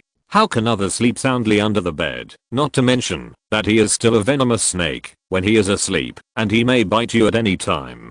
Such a huge enemy, Belsina will never let him go. Now the other party is in the dark and has not revealed his feet. Even if he wants to start a war, he can't find a reason. The best way is to monitor the other party, exert ubiquitous pressure on the other party, and let the other party mess up himself. After making a mistake, the Singer family will give the other party a thundering blow and completely put the other party to death. This is the best way. Now we can only wait. Because the Kyaoxi family incident has just passed, the Singh family is at the center of the storm. It is time to calm down and calm down. No matter what happens, it is better to be too much. Although the Singh family is very powerful, it will cause fear from other families around if they commit massacres at any time. At that time, those families will unite to make themselves suffer. Now it is better to be humble and digest the profits converted from the Kyaoxi family. This is the most critical task. After notifying the monitoring task, Singh took people to the back mountain to pick fruits. In the Indian subcontinent, especially in the southern region, different fruits can grow all year round due to sufficient rainfall and suitable temperature. Even if it is an ordinary family, planting a few fruit trees in front of and behind the house can still meet the whole family's demand for fruits. The Singh family has a large orchard. Although more than 80% of the old fruit varieties have been cut down, the newly planted fruit trees will have to wait until next year to bloom and bear fruit. If it enters the high yield period, it will take at least 3 years, but every fruit tree that survives is a classic variety. There are good things that you can't buy, even if you have money outside. Although the fruit is not very big, the taste and nutrition are absolutely unique. Now that Lina is pregnant, she has no appetite recently. It's okay to eat only some egg tarts, bread and milk for a short time, but for a long time, she will definitely be seriously lacking in nutrition. It just so happens that now is the season when fruits are ripe in large quantities. Fresh fruits can supplement pregnant women with various nutrients. Although it is a trace amount, it is better than nothing, isn't it? In 2 hours, the freshest fruits were picked into 2 large baskets and placed in the storage room. And Belsina personally cooked and made a plate of fresh fruit salad for Mrs. Lina at lunch. Although the taste was not very good, this move made Lina very happy. Just after lunch, I sent Lina back to her room for a nap. As soon as I went out, I vaguely heard that it was very lively outside. As soon as I walked downstairs, the old butler, Mr. Jamal, ran in from outside, dusty, followed by 6 men of different skin colors, but very strong bodies. Seeing Belsina sitting on the sofa with a confused look on his face, the old butler smiled and said, "Master, I have fulfilled your order and I have already exceeded the task. We have invited chefs from the gourmet countries of China, Japan, Italy, and France to come back for you. There is even a chef from South America who is particularly good at barbecue. It depends on your choice." This is related to the health of his wife and children, but it makes Belsing look worried. He didn't expect that the old butler would be so powerful and come back in 2 days. Seeing these 6 chefs, Belsing was very happy to affirm the quality of the old butler's completion of the task and smiled and asked everyone to sit down. Then Belsing asked these chefs a lot of questions in India's relatively poor spoken English. English is worthy of being the world's universal language, although the questions were asked in Indian spoken English. It was no problem for everyone to communicate with half of them and guess half of them. These chefs are all the head chefs of some well-known restaurants in Udaipur. They are all good at cooking and are the backbone of the team. Of course, the salary level of these chefs is not something that ordinary people can afford. The higher the price, the greater its value and the more superb his skills. With Belsina's current wealth, he doesn't care about that little money. As long as Lina and her children are happy to eat and like to eat and be fat, it's better than anything else. He comforted the tired mood of these chefs who came from afar and asked the maid to arrange several independent rooms for them to rest for a few hours. Dinner will be prepared on time at 6 o'clock. At that time, the 8 immortals will show their magical powers. Whether they can stay depends on their skills, and see whose skills meet Lina's picky appetite. Although several chefs chose to rest and get enough energy to prepare for a big job, the ingredients for dinner need to be prepared now. In addition to seafood products, Belsina's family can provide these chefs with the best quality ingredients. They even killed 2 sheep and a black pig first, and prepared a variety of freshwater fish, shrimps, and crabs. The most important thing is that 10 kilograms of freshwater crayfish are prepared. These freshwater crayfish are not big, but they are everywhere in the unpolluted waters of the Laga Valley. The taste is delicious, but Indians have a strange way of eating. They don't use those strange things. They rarely eat animal organs, let alone the strange shaped freshwater crayfish. But this thing is very delicious, nutritious and easy to catch. It is a very good cheap food. A few hours of rest time allowed these chefs who rushed overnight to recover more or less, and then came to the Singh family's kitchen. Prepare the ingredients and various preparations by yourself. After all, the assistants are not around, so these chefs can only be responsible for it themselves. For a while, the kitchen in the castle became a battlefield, forming a symphony of pots and pans. The 6 chefs stipulated that each person should make 4 dishes. This is a full 24 dishes. If it weren't for the temporary addition of a few stoves, it would really be impossible to cope with this war between chefs. For a while, the aroma of frying, stir-frying and deep-frying filled the entire castle, making Lina, who had just woken up, feel very happy and shout that she had a good taste. The preparation and production process of several hours was soon over. When dinner started at 8 o'clock that night, a whole table of more than 20 delicious local delicacies with good color, fragrance, and taste were presented. Italian and French chefs are generally good at cooking seafood products, but today there is no seafood, so they can only make some meat delicacies.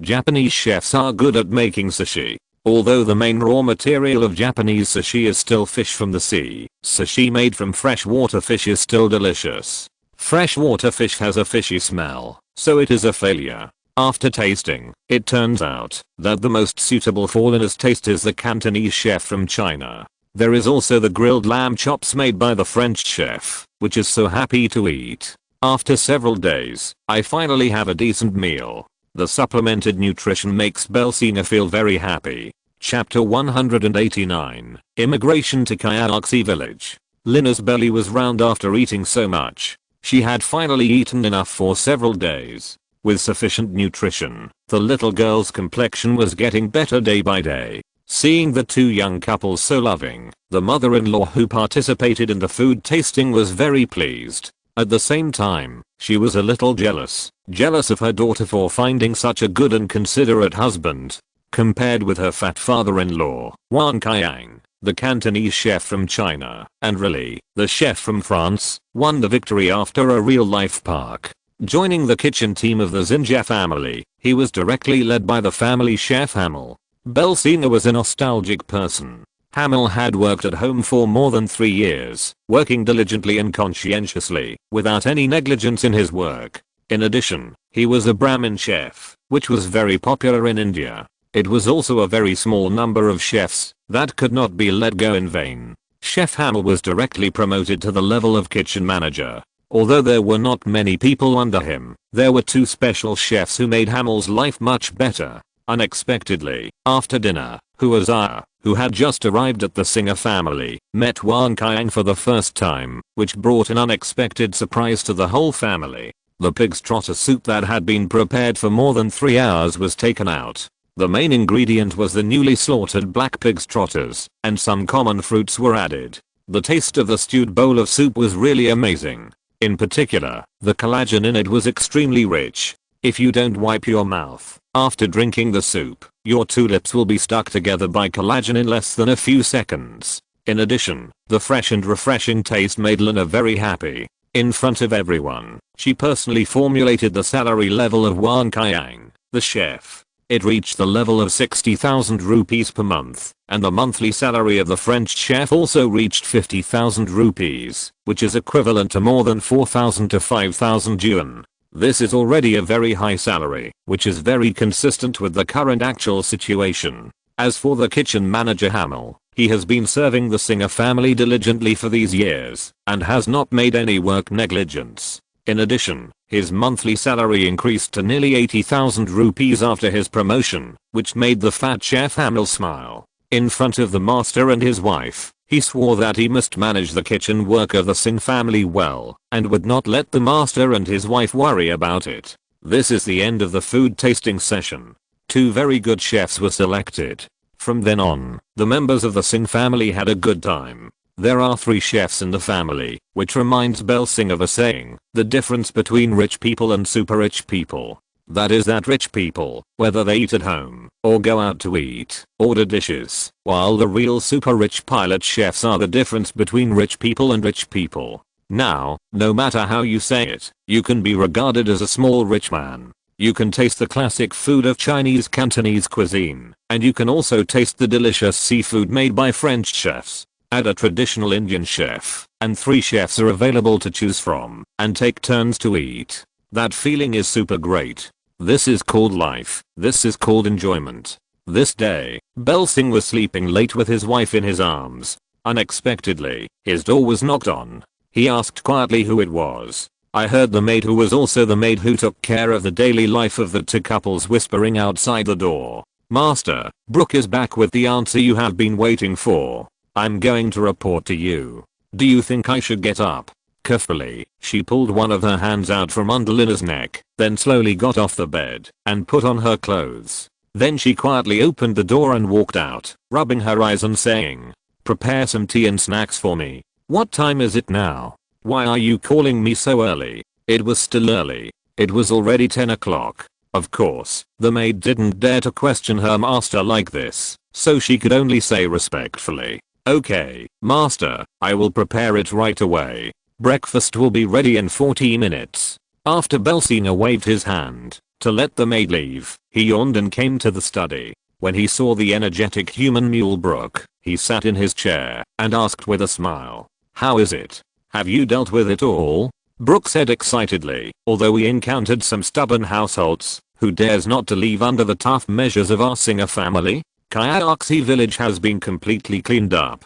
Kyaoxi castle has also been renovated, but there are too few people. Master, should we move some villagers from Laga village to live in Kyaoxi village? Otherwise, who will take care of so many peppers? In addition, what do you plan to do with Kyaoxi castle? Now there is no aboriginal in the entire Kyaoxi village. All the villagers have moved away and gone to wherever they want. The Singer family can't do anything about it. However, the amount of pepper in Kyaoxi village will bring the Singer family more than $1 million in income every year. If no one takes care of it, it will be a heavy loss, so it is imperative to move the Laga villagers to live in Kyaoxi village. In addition, Kyaoxi village is deep in the mountains, and the surrounding natural environment is quite good, much better than Laga Valley. I heard that tigers and elephants appeared in the past 2 years, but they have been quiet for the past 2 years. However, there must be a lot of wild animals in the mountains behind. This is a very good asset for Belsinger, who has a Chinese soul." After hearing Brook's question, he smiled and nodded. "Let's relocate 50 families first. As for the standard of relocation, each family must have 2 adult males, and they will not go out to work, but only farm at home. In this way, there will be 100 adult males to defend Kyaoxi village and prevent the villagers who were driven out of Kyaoxi village from taking revenge. This must be prevented. They have nothing now. The culprit is the Singer family. Because the Belsinger family is strictly protected, it is impossible to attack the Singer family. There is no room for attack. However, for the character of the people who come to live in Kyaoxi village, the family farmers do not have such good security measures. If someone sneaks into the village at night and starts a massacre, it will be troublesome. How many people will die? Therefore, each of these 50 families must have 2 adult males, and they will not go out to work, but only farm at home, so as to ensure the safety of the entire relocated villagers. Now the human mule Brook has become very experienced in doing things. He recorded all of Belsing's requirements in a notebook. Only then did Sing say leisurely, "As for how to deal with the Kyaoxi family's castle, it's even simpler. Just simply renovate the entire castle.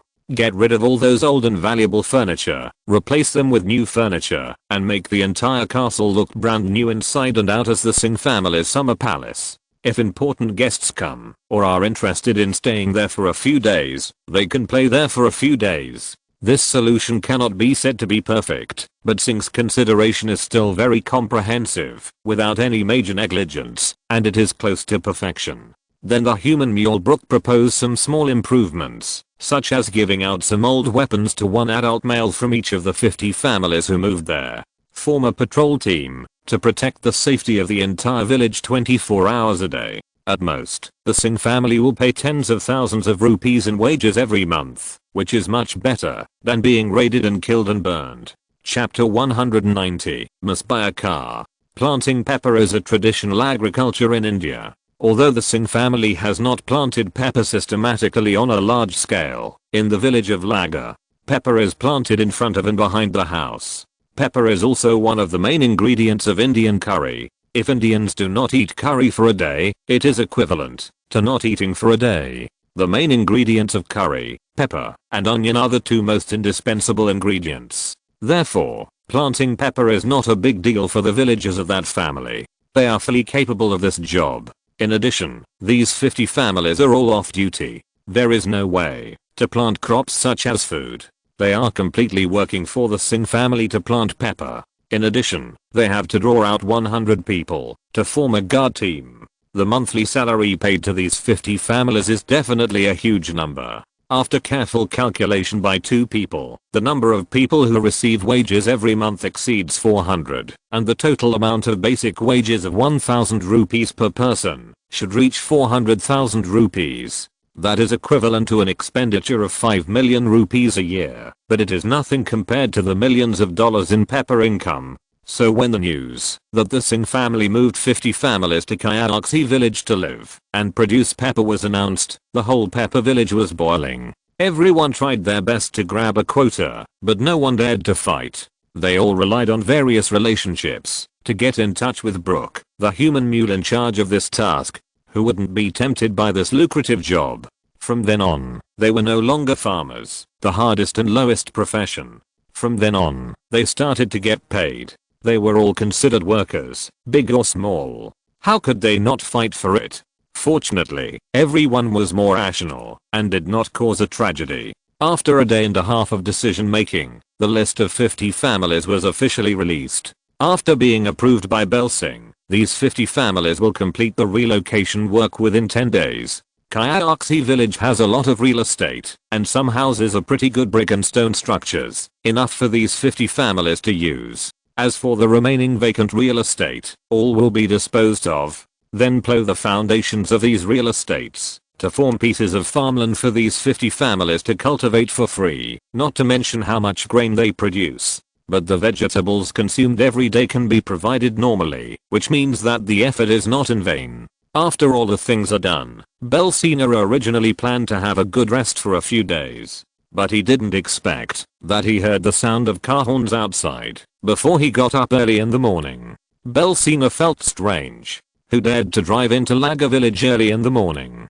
Who was so bold that he dared to honk the car horn early in the morning to disturb his sleep? So he got up in pajamas and opened the window. He was about to scold him, but he didn't expect to see his brother-in-law downstairs. Boo was sitting on the hood of a brand new car with sunglasses on. When he was about to look up and saw Belsina appear in the window, his brother-in-law laughed before he could say anything. He patted the car under his butt and said to Belsina, who looked unhappy, "It's already this late. Why don't you get up and take a look at my new car? It's a Honda worth more than 3 million rupees. I just brought it back, and I'm letting you see it. Aren't you envious?" Ha ha ha. Belsing couldn't get angry at his brother-in-law, who was a father of several children. Why was he still so out of tune? Didn't he just buy a Honda sedan? As for running to the Singh family to show off so early in the morning, if I wanted to buy a car, I would have bought it a long time ago.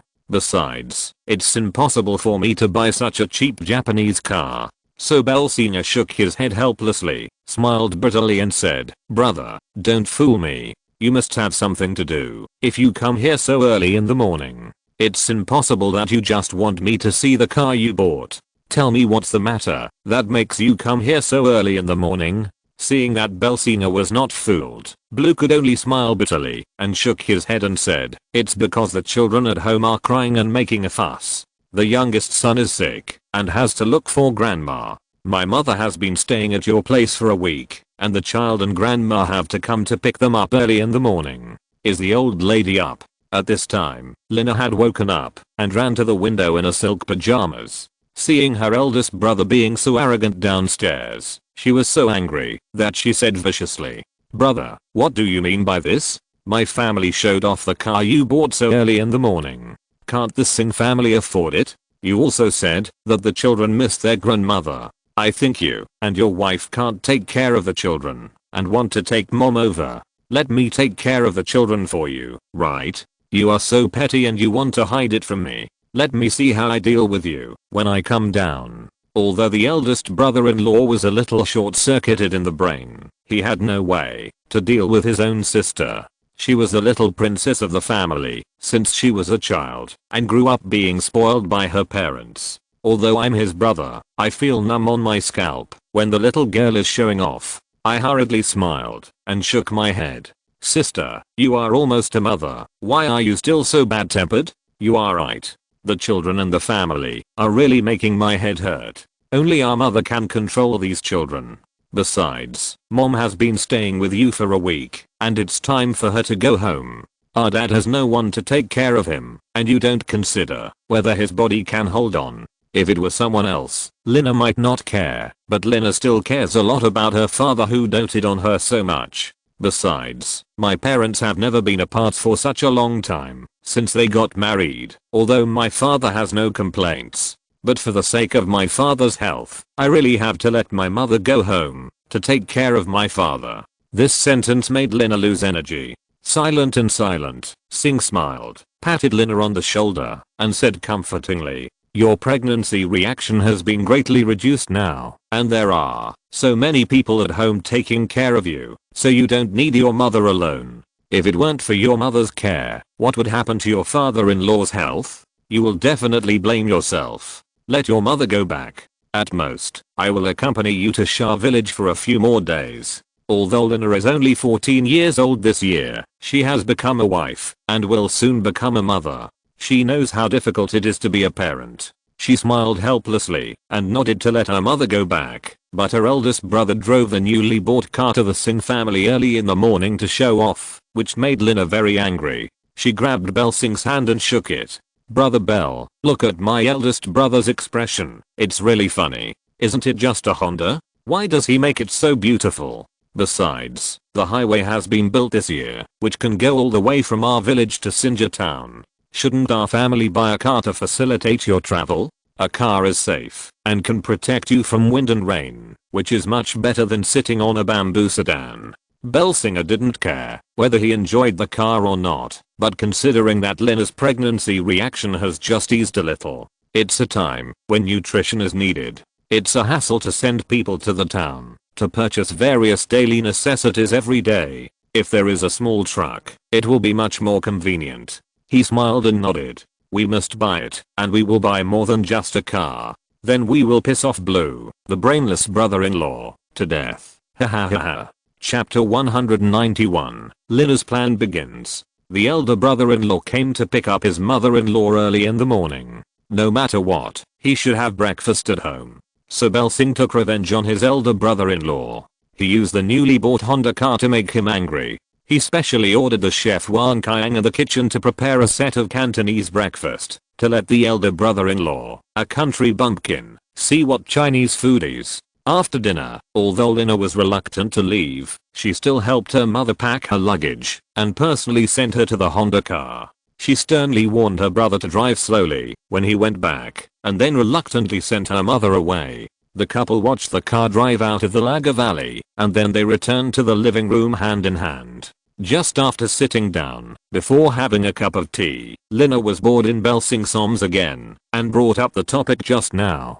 Brother Bell, you said that our family will buy more than one car. What brand of car do you plan to buy? Is it a Rolls-Royce? Rolls-Royce is too expensive. Now the Singh family does not have so much spare money to waste on cars, so they shook their heads and said with a smile, I won't buy such an expensive car. I plan to buy a Immersed SUV, which is comfortable and safe. It is also durable and is the most suitable for driving on our mountain roads. The price is not expensive. Even if it is imported with the highest quality configuration, the price of a German Immersed SUV will not exceed $300,000. It is still acceptable for our family. As for the other car, I plan to buy a Ford pickup truck. It can be used for transportation and can also meet the needs of travel. How convenient it is. It kills two birds with one stone. What do you think? Belsina's idea can be said to be very perfect. It takes into account both beauty and practicality, and each car is not expensive. Of course, it is several times more expensive than the Honda sedan driven by Blue, who is out of touch with nature. After all, the strength of the two families is there. My eldest brother-in-law Blue is only the prince of the Shah family, not the master of the Shah family. There is no way to compare with myself, the real master. They are not on the same level at all. My father-in-law is about the same, but as for my eldest brother-in-law, there is no need to talk about it. Buying a Immersed SUV is very practical. After all, when you enter the village of Laga, it is all mountainous and must have strong horsepower and four-wheel drive. As for the Ford pickup truck, it can meet the needs of the people at home, and the trunk can carry some things. It is very practical to kill two birds with one stone, which also meets the needs of the Singh family today. Unexpectedly, Lina, who was lying in Zin's arms, rolled her eyes and said with a smile, Don't say I don't know. Udapa really doesn't have a 4S store that meets the needs of your master Belsing. If you want to buy an imported Immersed SUV, you have to go to a big city like Mumbai. As for the Ford pickup truck, I haven't seen one since I grew up. It's even more difficult. It's not easy to buy a car for the first time. Lina is right. Although Udapa has developed very well, it is also a tourist city anyway. It's not the capital of the Federation, and the purchasing power is not that high. Who can afford an imported Immersed sub with 4-wheel drive? If you want to buy such a good car, you can only go to Mumbai or Delhi. After all, one is the capital, and the other is the most developed city in the economy. Mercedes-Benz SUVs are not considered top-notch products in this metropolis, so it shouldn't take much effort to buy one. Seeing Belsing nod and admit that what he said was true, Lina's eyes sparkled with excitement and she continued. So you have to go to big cities like Mumbai to buy the car you want to buy. In addition, Mumbai is also a very good tourist city because it is located by the sea. How can I miss such a good opportunity? Of course I will go with you. But it's inconvenient for a girl like me to do anything, so I decided to bring the maids I chose in Udaipur with me. Brother Bell, you won't object, right? To be honest, the couple has lived together for much longer than their parents. Bell knows what Lina means by her words and actions. Hearing her say this, he must have some conspiracy. He frowned and kissed Lina's forehead gently, then said with a smile, "If you are too nice to me, you are either a traitor or a thief. Tell me what you are thinking.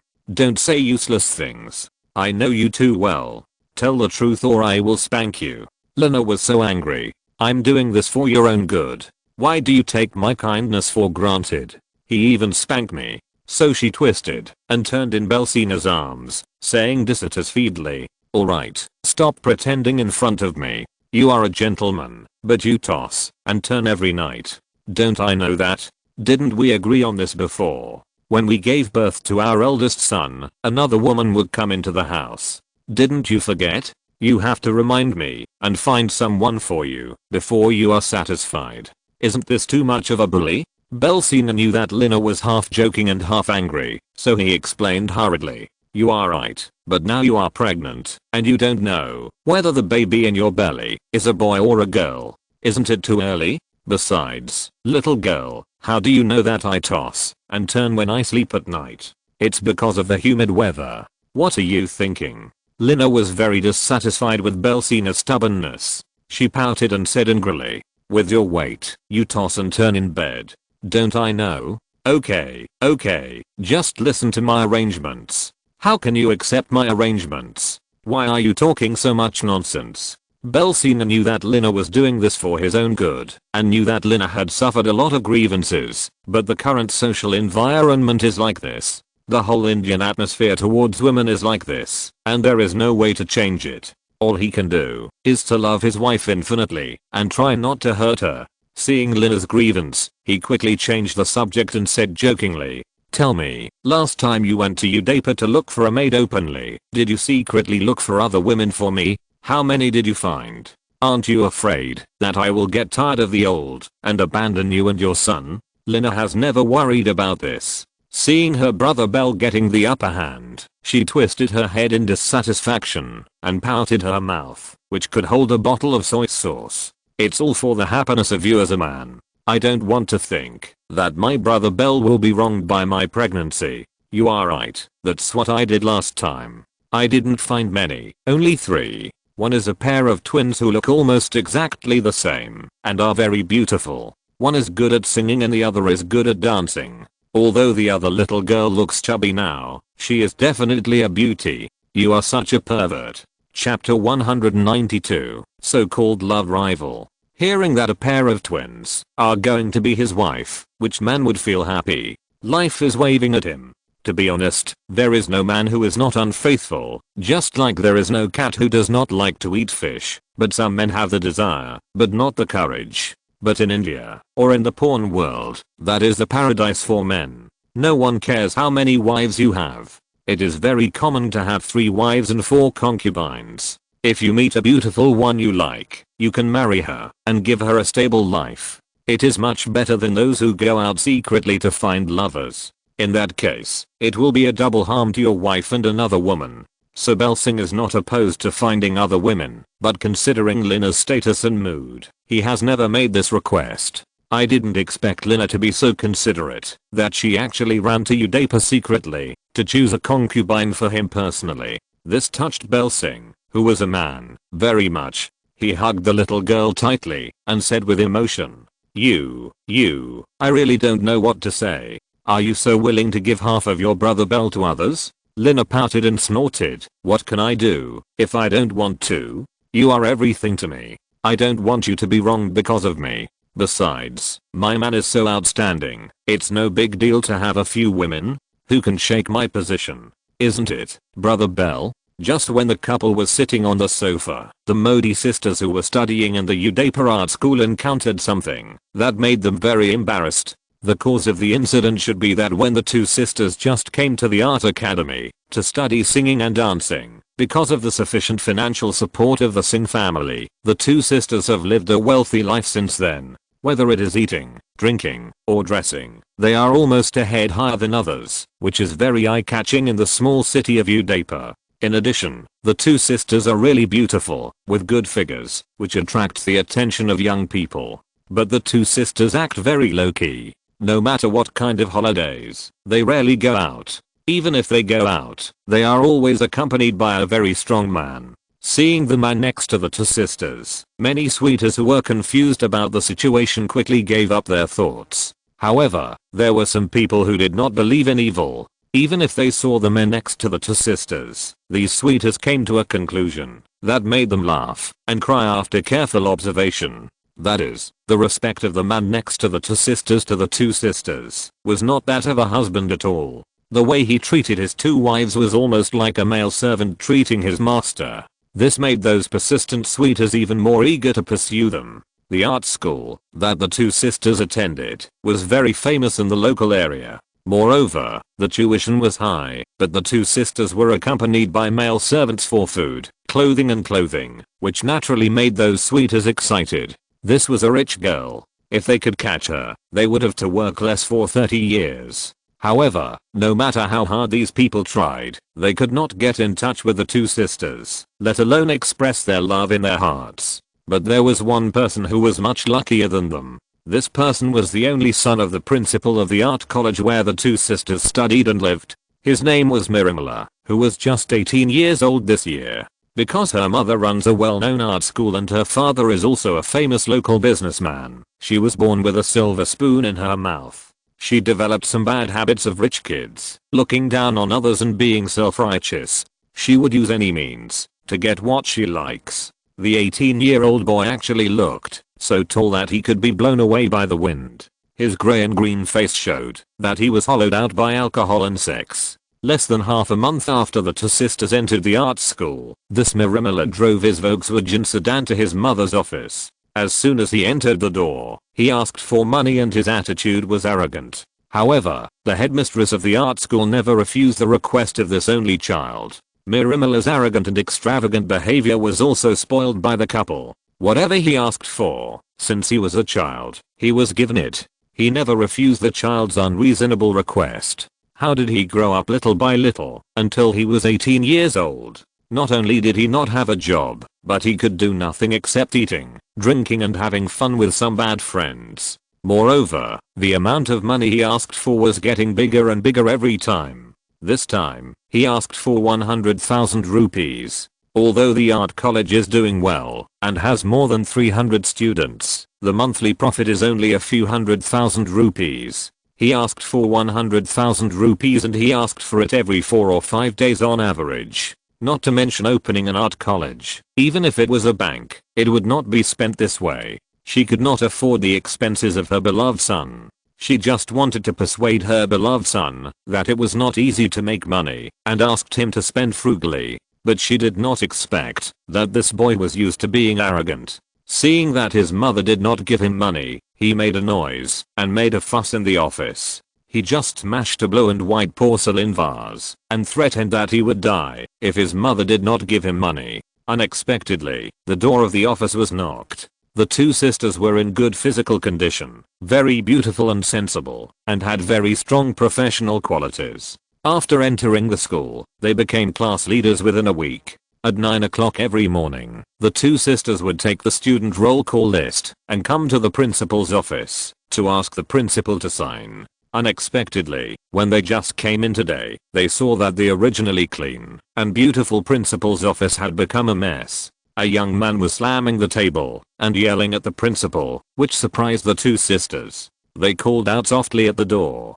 Hello, principal, this is the roll call report of the students. I sent it to you. Unexpectedly, this sentence attracted the attention of the young man who slammed the table. He turned around and saw the two beautiful sisters. This boastful young man has seen countless girls since he was 13 years old, but he has never seen such beautiful, tall and most importantly, two twin sisters who look exactly the same. This made the boastful young man's eyes light up, and the two sisters almost shed tears. Others don't know the identities of the two sisters, but the headmistress knows, although the headmistress doesn't know how strong the Singh family is.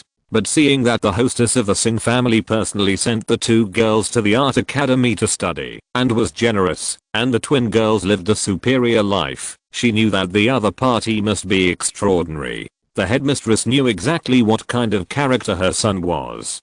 Seeing her lawless and do whatever she wanted, she showed such a pig-like expression to the two sisters. She was shocked and knocked on the table to get her son's attention. She warned him in a low voice, "Molly, these two little sisters are not simple. You must not provoke them. If something unexpected happens, your father and mother can't protect you.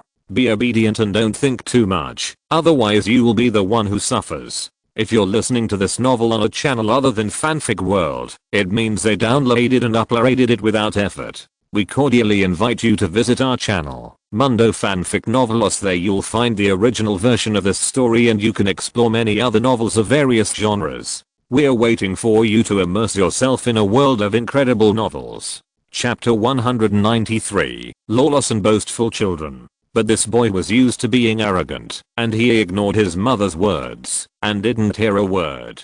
He only had this pair of sisters in his eyes, and he was thinking about how to get these sisters to his bed and abuse them wantonly. Mirimala, who was already blinded by lust, turned a deaf ear to his mother's warning. But he put on a look that he thought was very handsome, shook his long hair, and walked forward 2 steps with a smile. As a result, the two sisters held the roll call report in their hands and asked with a smile, "What are the names of the two beauties? How old are you? Do you have a boyfriend?"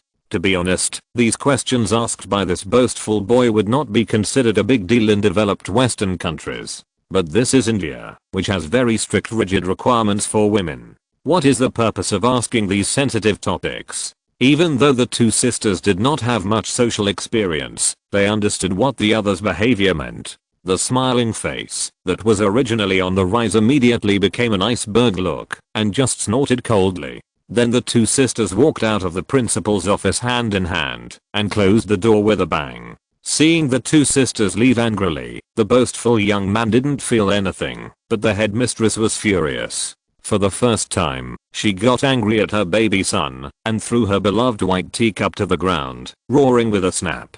"Malimala, you have donkey hair in your ears. You didn't hear what I said. Don't provoke the sisters. The power behind them is not much smaller than our family. You are 18 years old. Why don't you listen? You will bring disaster to the whole family. Do you know? The headmistress's mother has more than 200 or 300 students a year, but she can't teach her son, who is a boastful young man. He is very qualified as a principal, but he is not qualified as a mother. It is not easy for a woman in her 40s to support an art school alone. What kind of social experience does she not have?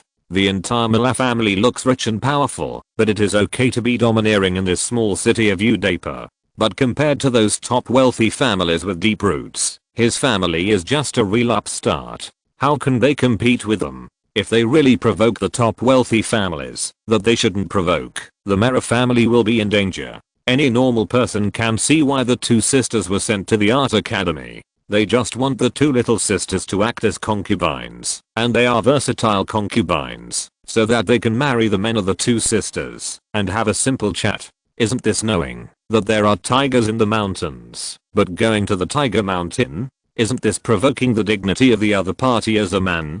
Who wouldn't be afraid of provoking such a troublesome existence invisibly? But I didn't expect that in the face of his roar. His beloved son Mirimala actually pouted and said indifferently, "Mom, what's the big deal? Isn't it just making friends? I didn't do anything to this pair of sisters. What are you afraid of? Besides, isn't the other party not married yet? Why don't I have the right to pursue happiness?" "You are not pursuing happiness, but pursuing sexual satisfaction. Can you provoke the male dignity of the other wealthy family at all without getting married? Seeing her beloved son who didn't care and didn't know he was in danger, the headmistress was in a headache and tried to persuade him for more than 2 hours. In the end, she failed and had to give her beloved son 100,000 rupees in pocket money. I thought that the matter was over, but I didn't expect that after the headmistress's beloved son got the money, he didn't spend money like the bad friends he found before, but instead shifted his target to the two sisters and came to the art college every day to harass the two sisters. Whether it's studying or living, he always behaves like a dead fly, which makes people feel very annoyed. What's more, this kid didn't know where he got the courage, and he actually ran to the girls' dormitory and blocked the door to harass the sisters. This is still a good thing to talk about. This is a female art school. The headmaster's son actually ran to the girls' dormitory to harass the students. This is a bad thing. This is related to the reputation of the two sisters. If Singh knew about it, it would be a good thing to talk about. No matter how the two sisters refused or scolded, the principal's only son, Mirimala, was like a piece of dogskin plaster stuck to their bodies, and they couldn't get rid of it. In the end, the two sisters were so annoyed that they had no choice but to find the servants of the Singh family to serve them. The two sides discussed it, and then rented a relatively good independent house near the school, and then moved out of the school. But as the saying goes, the monk can run away, but the temple cannot. The 6-month study task has just been carried out for more than 2 months. Don't you want to go to school?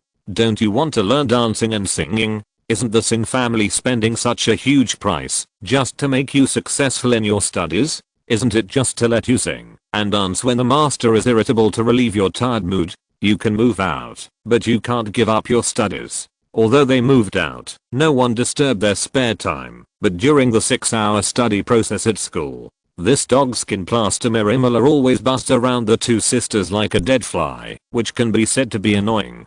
But the two sisters couldn't get rid of this disgusting dead fly. They even reported it to the principal more than a dozen times, but it didn't work. Every time they protested strongly to the principal, and it didn't work, the behavior of this boastful young man escalated further. In order to invite the two sisters to dinner, he actually used a despicable method and placed a dead mouse in the lunch boxes of the two sisters. Then he came to the frightened sisters and said with a sly smile, "Oh, who is so excessive to put a dead mouse in the lunch box? Can it be eaten? Modi sisters, don't be afraid. Today, brother invites you out for a big meal. Don't take this lunch box. Don't worry, I will treat you to lunch every day at noon. I hope you two sisters will come to enjoy it." This is really a thief crying catch the thief. Can you be more despicable? The two sisters are very clear about the purpose of the other parties doing this. In order to protect their own reputation, the two sisters of course refused sternly. They would rather be hungry every day at noon than accompany this boastful young man to go out for dinner. If Master Singh knew about it, the two sisters would not be able to clear their name by jumping into the Ganges River in India. Just when the two sisters were so annoyed that they were on the verge of collapse, the problem was solved perfectly. They had just finished a morning dance class at noon. The two sisters followed their classmates to the bathroom to take a shower and then went to the restaurant to prepare for lunch. The lunch boxes were filled with dead mice, dead insects and other disgusting things discarded by others. So the two sisters have given up using lunch boxes and instead stuffed some fruits and bread into their own shoulder bags every day. Just prepare a bite at noon so that you can try to avoid the harassment of the boastful boy. Chapter 194. Who dares to touch my woman? They had planned to eat some fruit and bread at noon to fill their stomachs, which was good enough. They were able to avoid the disgusting harassment of the boastful boy, which made the two sisters feel very happy. However, they were not happy for more than 10 minutes. They had just finished half of their lunch when the door of the school cafeteria was violently kicked open.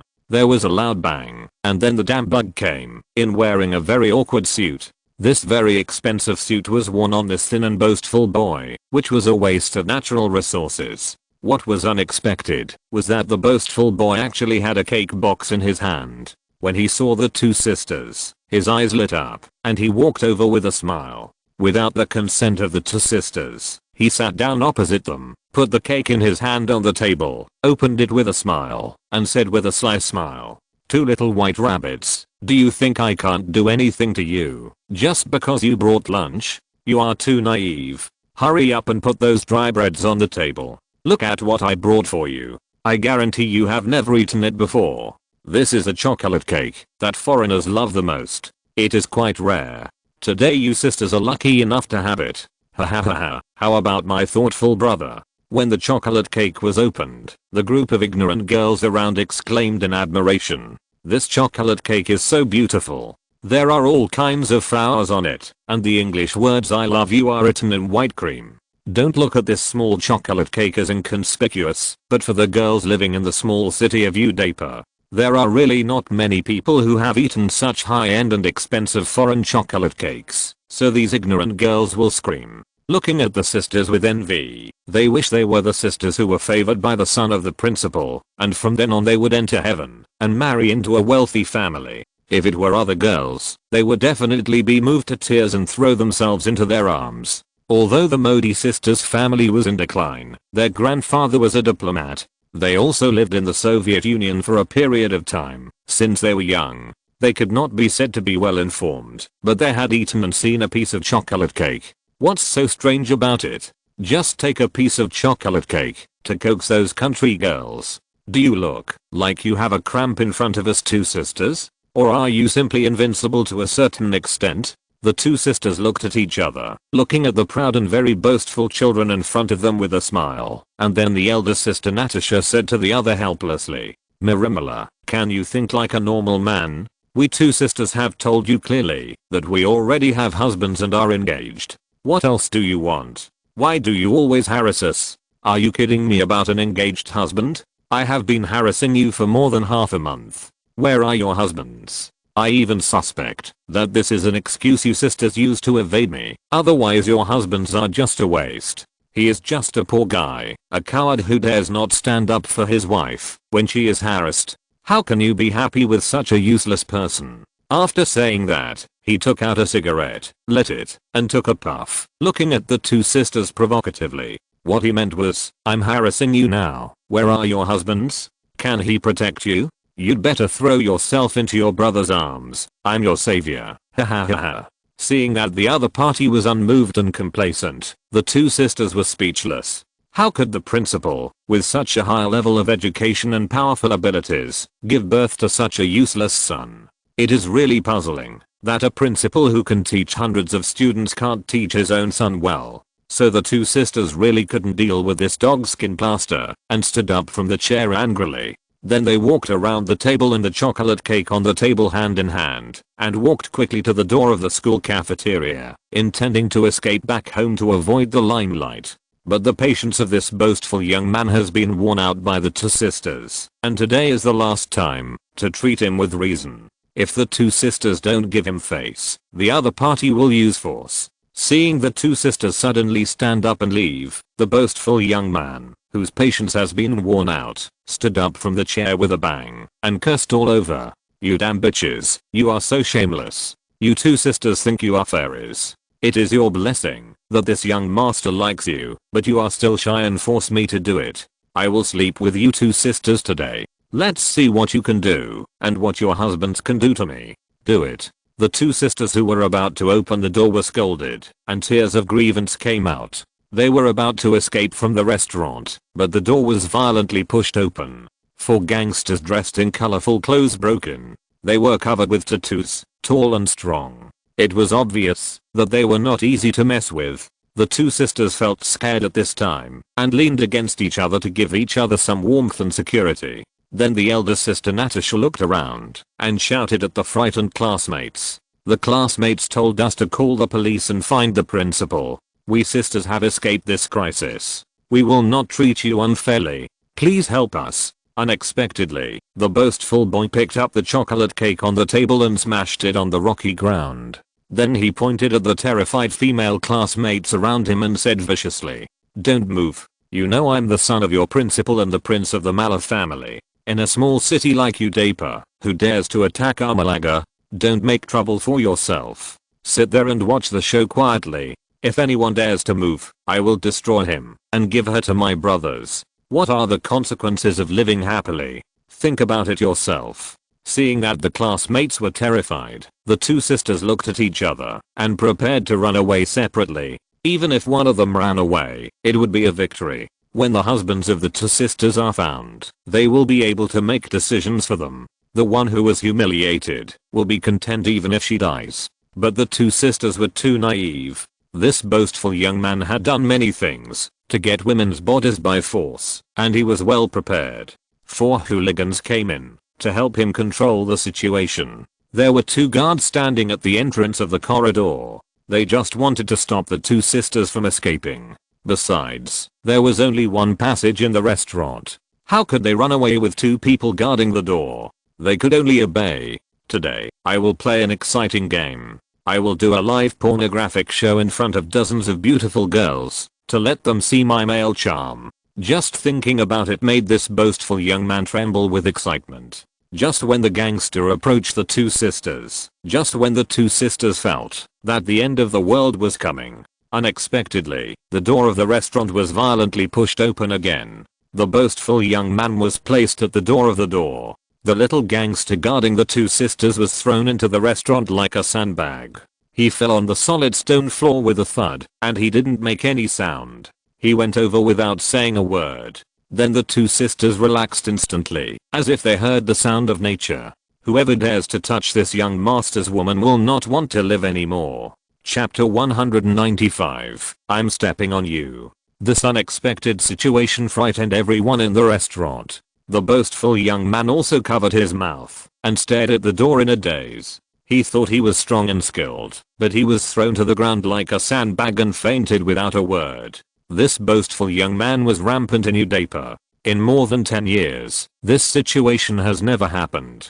Who is so powerful that he subdued his 2 strong young men with one move and fainted them? When did such a strong opponent appear in Udapa? How come he didn't know what was going on? As the voice fell, 2 strong men in expensive suits rushed in from the door with a pair of red eyes, which made people feel numb. It was like being stared at by a beast, and then a fat little man in a casual suit, who was white and fat, walked in with a very beautiful, rich and generous woman in a dress. The fat man smiled, but everyone could see that this fat man was not simple. Seeing that dozens of people in the restaurant were quietly surprised, the fat man smiled and said very calmly, "Who said you want to treat my little wife like a bitch?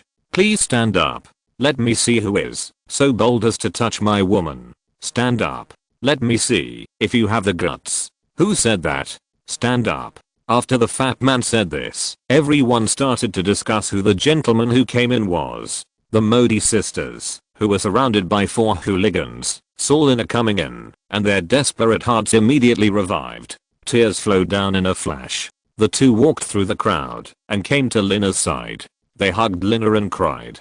Finally, someone came to make decisions for them. The danger was finally over. I found someone to talk to about my grievances. Looking at the 3 sisters hugging each other, Belsina felt that he was very lucky. This pair of sisters was really beautiful. Not only did they have fair skin, but they were also tall and had almost the same face. It was difficult to tell who was who. Long black hair fluttered on her shoulders, willow-shaped eyebrows, almond-shaped eyes, and a small cherry mouth. She was a standard beauty, very much in line with the aesthetic view of the Orientals. Seeing Belsina's eyes shining, sweeping back and forth between the 2 sisters, hugging the 2 sisters who were crying their hearts out, Lina couldn't help but snorted angrily. Then she rolled her eyes at Singer. The couple had been together for too long and understood each other too thoroughly. With just one look, Belsina understood what Lina meant, which was to say, "Big pervert, how do these 2 sisters look? Aren't they pretty?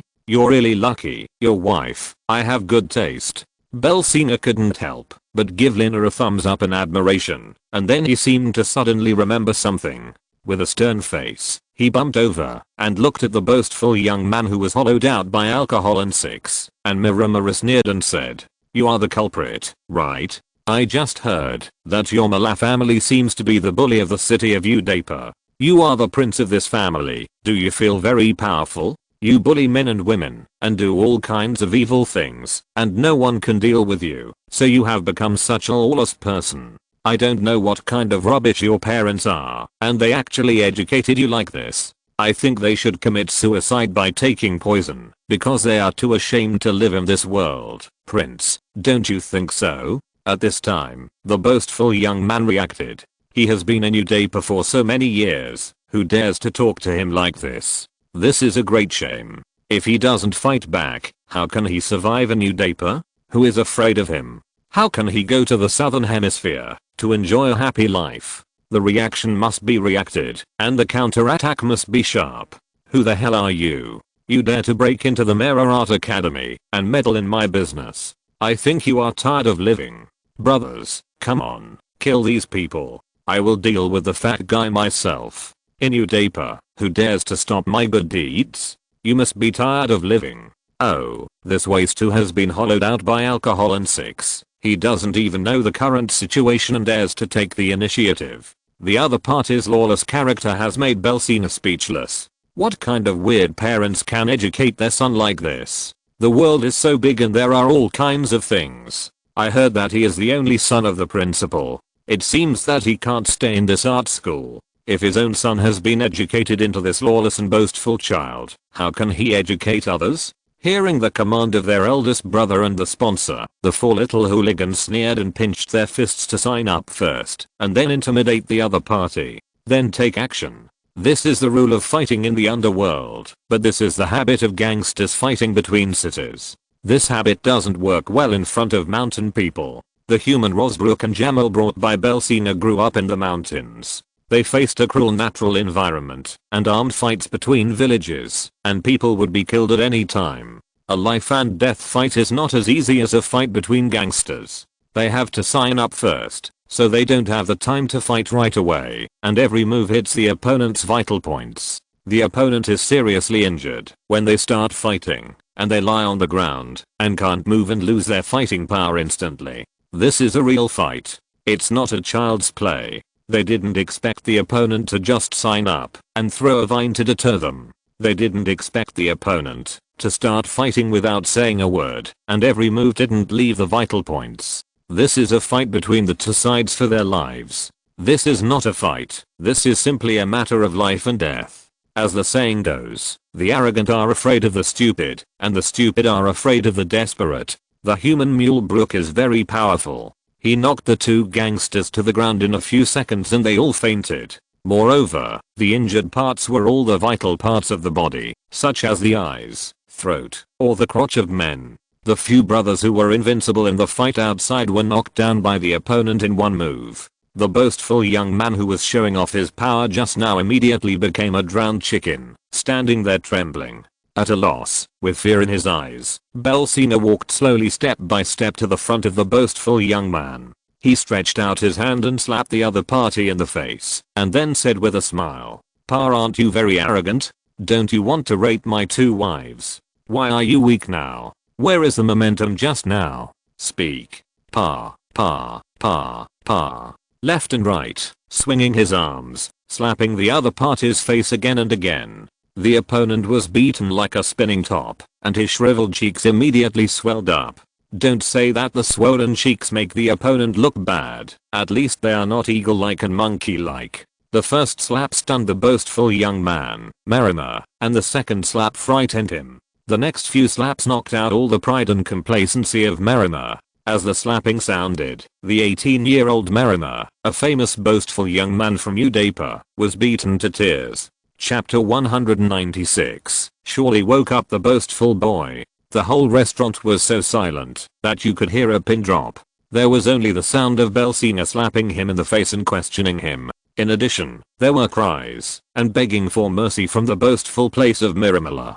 The arrogant and domineering Mirimala was beaten and cried, kneeling on the ground and crying for mercy. This is not a boastful child. This is simply the performance of a little kid who has been spoiled by his parents. At the age of 18, he is an adult in any country, but he is getting worse and worse. With such an only child, what future does this family have? Mirimala, the boastful child, has been scared out of his wits. There is no point in playing anymore. Belsina, who was about to stop, didn't expect the door of the restaurant to be suddenly opened, and then saw a middle-aged woman wearing glasses running in crying, and was stopped by little Jamal at the door. looking at her beloved son kneeling on the ground crying. Her face was deformed by the beating, and the female principal of the art college burst into tears. She said while struggling and crying, "Sir, please stop. Millie is not a bad boy. Just teach him a lesson. Please let him go. Any mistakes should be borne by us as parents.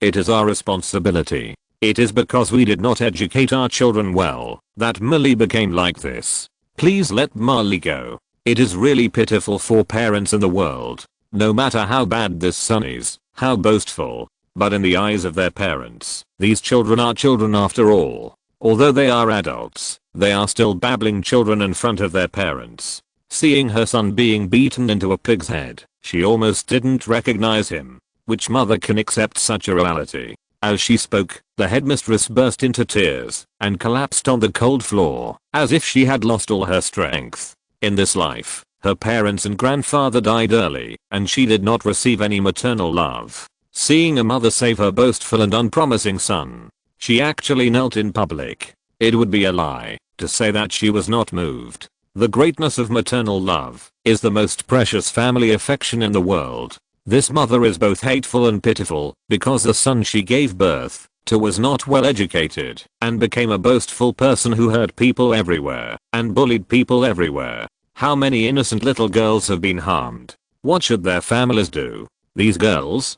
Do they still have a future? The reason why this mother is pitiful is that her maternal love is so great. No matter how much evil this boastful child has done, he is still his mother's child after all. When the child makes a mistake, parents should bear the fault. Their maternal love is the child's eternal harbor and eternal safe haven. Whether you are a murderer or a rich man, you are always the babbling child in front of your mother. You are always an obedient son. This is maternal love. Although it is blind, maternal love is the most beautiful love in the world. You are 18 years old and have such a good mother. Instead of being filial to her, you only know how to spend your mother's money to cause trouble for her.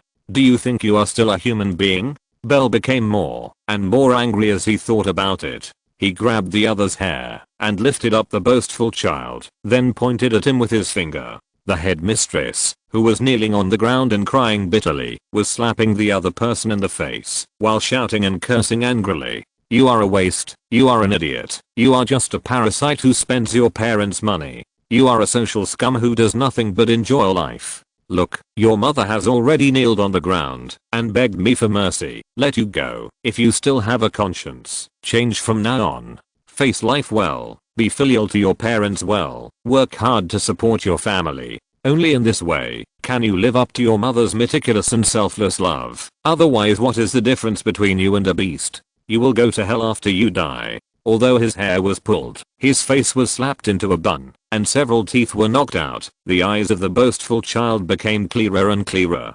Seeing his mother kneeling in front of this little fat boy and crying and begging for mercy for him, he recalled every bit of his life from childhood to adulthood and the endless maternal love. No matter what unreasonable demands he made, his mother would try her best to satisfy him. What the little fat boy said was right. He was such a bastard.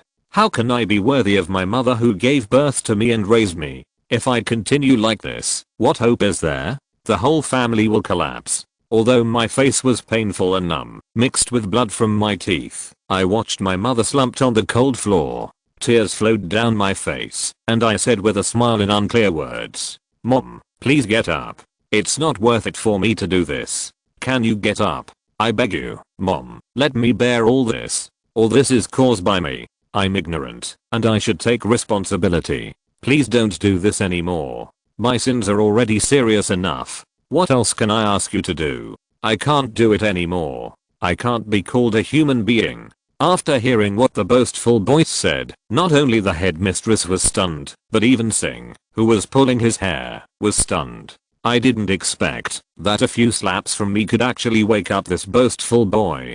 Being able to say such words proved that the other party had undergone a drastic change in his heart. He knew that he was thinking about his parents and knew whether what he did was right or wrong. He didn't expect that a few slaps on his face could actually save a boastful child from the edge of the cliff. Is this the case of a prodigal son returning to his parents' side? This change was too fast. The reason why people are called people is that they know right from wrong, know how to change, and know how to make up for their mistakes. He knew the importance of family affection. This beating was not in vain, and he was actually awakened. This was also the luck of this famous gangster, Miramala. He actually saved a boastful child. It seemed that he had done a great deed, so Belsina was very happy. He let go of the hand that was holding Mera's hair and let Miramala crawl to his mother's side little by little. The scene of hugging his mother and crying was really touching. The mother and son hugged each other and cried for more than half an hour before they slowly calmed down. Then the headmistress brought her prodigal son and respectfully invited the Belsina couple and the Modi sisters to the principal's office, serving tea and water. Then admit your mistakes in order to eliminate the bad influence and let Natasha and her sister return to normal life. The headmistress decided to compensate the character family with 100,000 rupees of mental compensation and let her bastard son kneel in front of the two sisters and reflect deeply on his mistakes and promise never to make it again. In fact, except for some dangers today, this boastful son did not use force before, but just did some disgusting things, which was unacceptable. Now the other party has known his mistake, and the prodigal son has returned to the right place, and she has not suffered any harm, so the Modi sisters are very kind to forgive the other party's actions. Although she forgave the other party, she still left an indelible psychological shadow in her heart. She could no longer teach a student in this art college, so she went through the procedures for leaving school. Chapter 197, Family Reunion. The matter of harassing the two sisters was resolved. There were regrets, but what they gained more was the joy of a prodigal son returning to his right side. I didn't expect that I would wake up this boastful boy with a slap. It can be regarded as a good deed of immeasurable merit. As for the 100,000 yuan deposit, it will be handled by the victims, the Modi sisters. Personally, it is up to them to decide whether to take it or not. The two sisters were very moved by the trust of their future husbands, since their future husbands asked the two sisters to handle the money personally. The two sisters discussed with each other and decided to accept the deposit, although the Singh family was not short of this money. However, the Modi sisters' family was indeed in difficulty. They didn't need it, but their families did. After this incident, the two sisters had a strong premonition that after this incident, they would return to the Singh family to live, and they couldn't say when they would meet their parents, brothers, and sisters. From then on, the sisters left home, and there was only so much they could do for their family. So she chose to accept the deposit of 100,000 rupees, and then discussed it with her husband and her elder sister Lina, leaving the 100,000 yuan to her parents. Then she completed the procedures for dropping out of school, and the incident of harassing students was officially over. The two sisters also regained their lively personalities. One of them pulled Natasha, and the other hand, the three girls hopped to the rental house near the school. This rental house is expensive and is located in the city center. The house is not big. In addition to the living room, kitchen and bathroom on the second floor, there are two large rooms upstairs. Furniture and appliances are available. There is also a 30 square meter small garden in the middle of the yard, where a tall mangosteen tree is planted. Every year when mangosteen matures, the whole yard is filled with the fragrance of incense and candles, and there is also a pavilion made of grapevines. The environment is very good. Living in such an environment is much more comfortable than living in a hotel. After all, this house has a sense of home. With the help of Lina and Modi sisters, the three women were busy and soon quieted down. When the three sisters went downstairs, Bel Singh was drinking tea comfortably under the great trellis. The three sisters were busy and sweaty. Under the leadership of Lina, they came to Singh, sat on the chair, and poured 3 cups of tea by themselves. Then they drank it in one gulp, and then they breathed a sigh of relief. Seeing that the comfortable and disgusting woman was so angry, she said angrily with a little temper, "My master, you are very leisurely and comfortable, but you have exhausted us sisters." Now the two Modi sisters have dropped out of school. Only Praj, who is only 10 years old, is studying in Udaipur, which makes the little girl even more lonely. Lina was right, but the little girl was too young. She was at the age of learning. What could she do, even if she returned to the Singh family? In addition to eating and drinking all day, she could not do anything. Belsing was not the kind of pedantic person. He didn't like his wife and was educated, so he said with a smile, "Then let the little girl continue to finish her studies and take her back when she comes of age. Now we have a chance to reunite as a family. It's understandable to let the little girl rest for a few days. Let the young generals take the little girl back and let our family have a good reunion. What do you think?" Of course it would be good, especially since the Modi sisters' husband, Belsing, came to solve their sister's troubles. Their hearts were all on their future husband, Belsing. Belsing was young and rich, white and fat, and a standard handsome man. And he had such a good temper, without the arrogant character of Indian men. He was the image of a standard good man, which made the two sisters feel very happy. It was worth it to follow Belsing in this life. After receiving the master's instructions and holding a letter written by Mrs. Lina, little Jamal drove the rented car himself. When they arrived at the technical school and took the fat girl Praja home, the family was truly reunited. As the saying goes, 3 women make a drama. Now 4 beauties, big and small, gathered together, equivalent to 800 ducks. That's a lot of noise. Fortunately, the girls are all good wives and good mothers. They think their husbands are the sky. Men are responsible for the outside, women are responsible for the inside, and it is the wife's duty to make delicious food for her husband and children. So after just chatting for a while, the sisters took a car and went to the vegetable market accompanied by Jamal to buy a lot of delicious food. When the sisters went out to buy vegetables, Singh stretched his body, yawned, returned to the arranged room, and lay on the bed to sleep.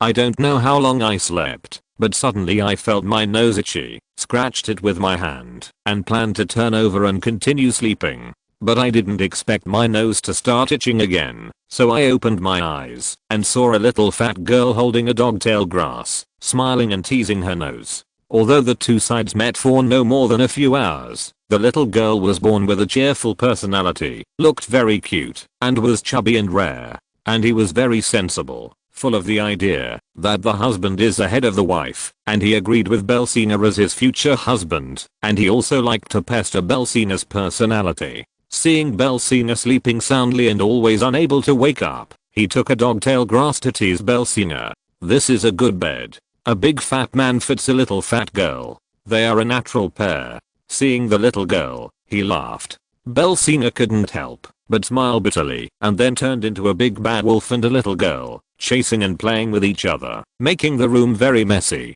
Then he grabbed the little girl who looked like a little mouse in his arms and asked with a smile, "You little fat girl, why don't you learn skills in the kitchen with your sisters and tease me like this?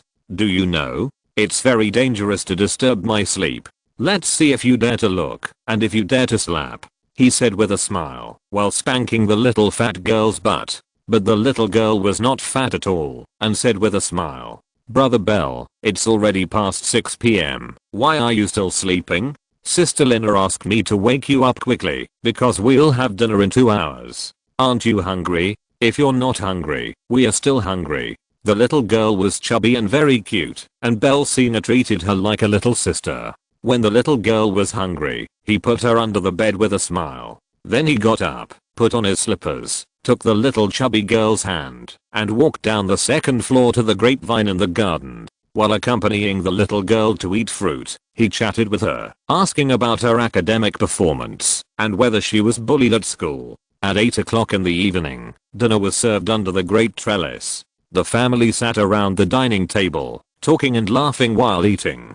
Talking about some happy things. Natasha and her sister were not only good at singing and dancing, but also very good at cooking. The dinner they made was very light. This was made considering Lina's eating habits as she was already pregnant, but it was a little too light for Belsina, who loved meat.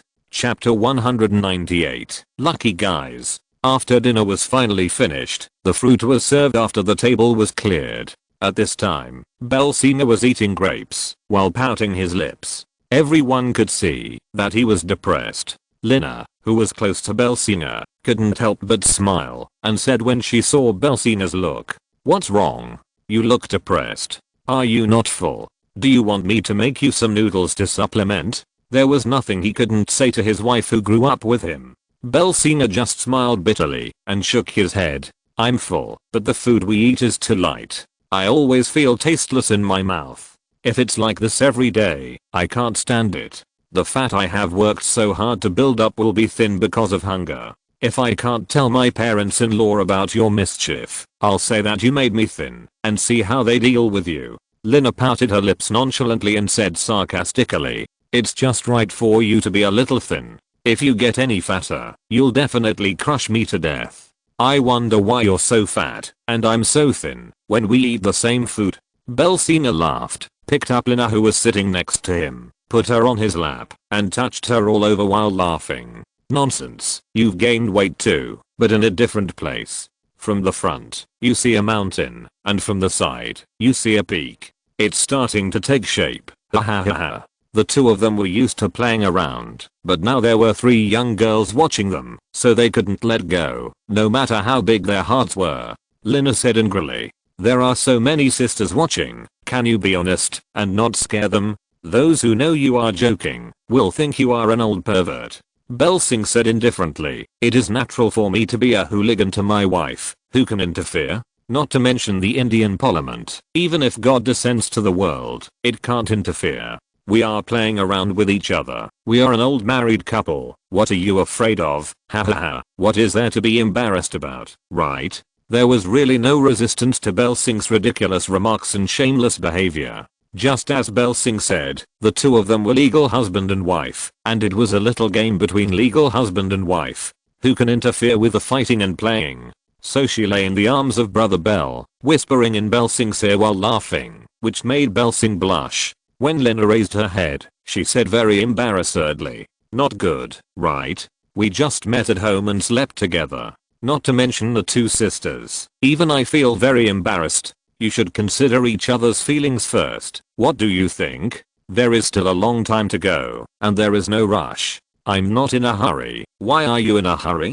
Belsina was seriously lacking in confidence when he said this, and his eyes kept drifting towards the 2 sisters beside him. Seeing her husband's insincere words, Lina did not indulge Belsina and said sarcastically, okay, why pretend to be a gentleman in front of me? I'm the boss of the family and I arrange everything. You promised me that the man would take care of the outside and the woman would take care of the inside. Have you forgotten? You are still being ungrateful. Okay, just listen to me today. As the saying goes, a woman's heart is like a needle in the sea. I grew up with Lina, and I should say that I know Lina very well. But sometimes I can't see through some of Lina's decisions and things. She gave her husband to another woman. She was obviously uncomfortable in her heart, but she had to do it. It's not easy to be a woman. Fortunately, the relationship between the two is very solid. Now that they have a child, they will be inseparable for life. There is plenty of time and opportunity to make up for his wife. It is not that he was taught a lesson by Lina at this time. Belsina became much more honest. He sat in his chair with a silly smile, drinking tea, and almost drooling in his fantasy. In fact, Belsina was pretending to be stupid. He looked stupid, but he was actually observing the reactions of Lina and the twin sisters. After seeing that he agreed, he immediately shifted his target to the twin sisters. The 3 girls lowered their heads and whispered together for more than 10 minutes. I don't know what means Lina used or how she persuaded them. Although the twin sisters felt very embarrassed and shy, their faces were red to their necks, but they raised their heads and secretly glanced at Belsina. One of them just nodded shyly. Then, like an ostrich, they lowered their heads and buried them in the sand. Why did they suddenly run away when they were fine just now? This made the fat girl Praji next to them feel inexplicable. The fat girl was not as shy as the 2 sisters. Putting down the half-eaten mango in her hand, she hopped to Belsina's chair, climbed into Belsina's arms, and asked curiously with her arms around Belsina's neck. Brother Belsina, what happened to Sister Natasha? Why did she run back to the house with a red face? Belsina didn't expect that the little girl's eyes were so sharp that she could actually tell which twin sister was which. It was incredible. The little fat girl in her arms lowered her head and asked her in disbelief. Praj told Brother Belsina how you could tell the sisters Natasha and Natalie apart. Do they have any important distinguishing marks? Tell brother. Brother will buy you a beautiful princess dress. When the little fat girl heard that she was going to buy a new dress, she jumped up and down happily and then whispered mysteriously in Belsina's ear. It's very easy to tell Natasha and Natalie apart because Natasha's earrings are square. Natalie's earrings are triangular. Brother Bell didn't notice such an obvious sign. He was too careless. What a guy. It's useless to say that. Although you girls are all my wives, I should give you some important respect before consummating the marriage. So how can I see when changing clothes? I don't even know that Natasha wears square earrings and Natalie wears triangular earrings. This is not an important sign of the body, but a distinction of jewelry.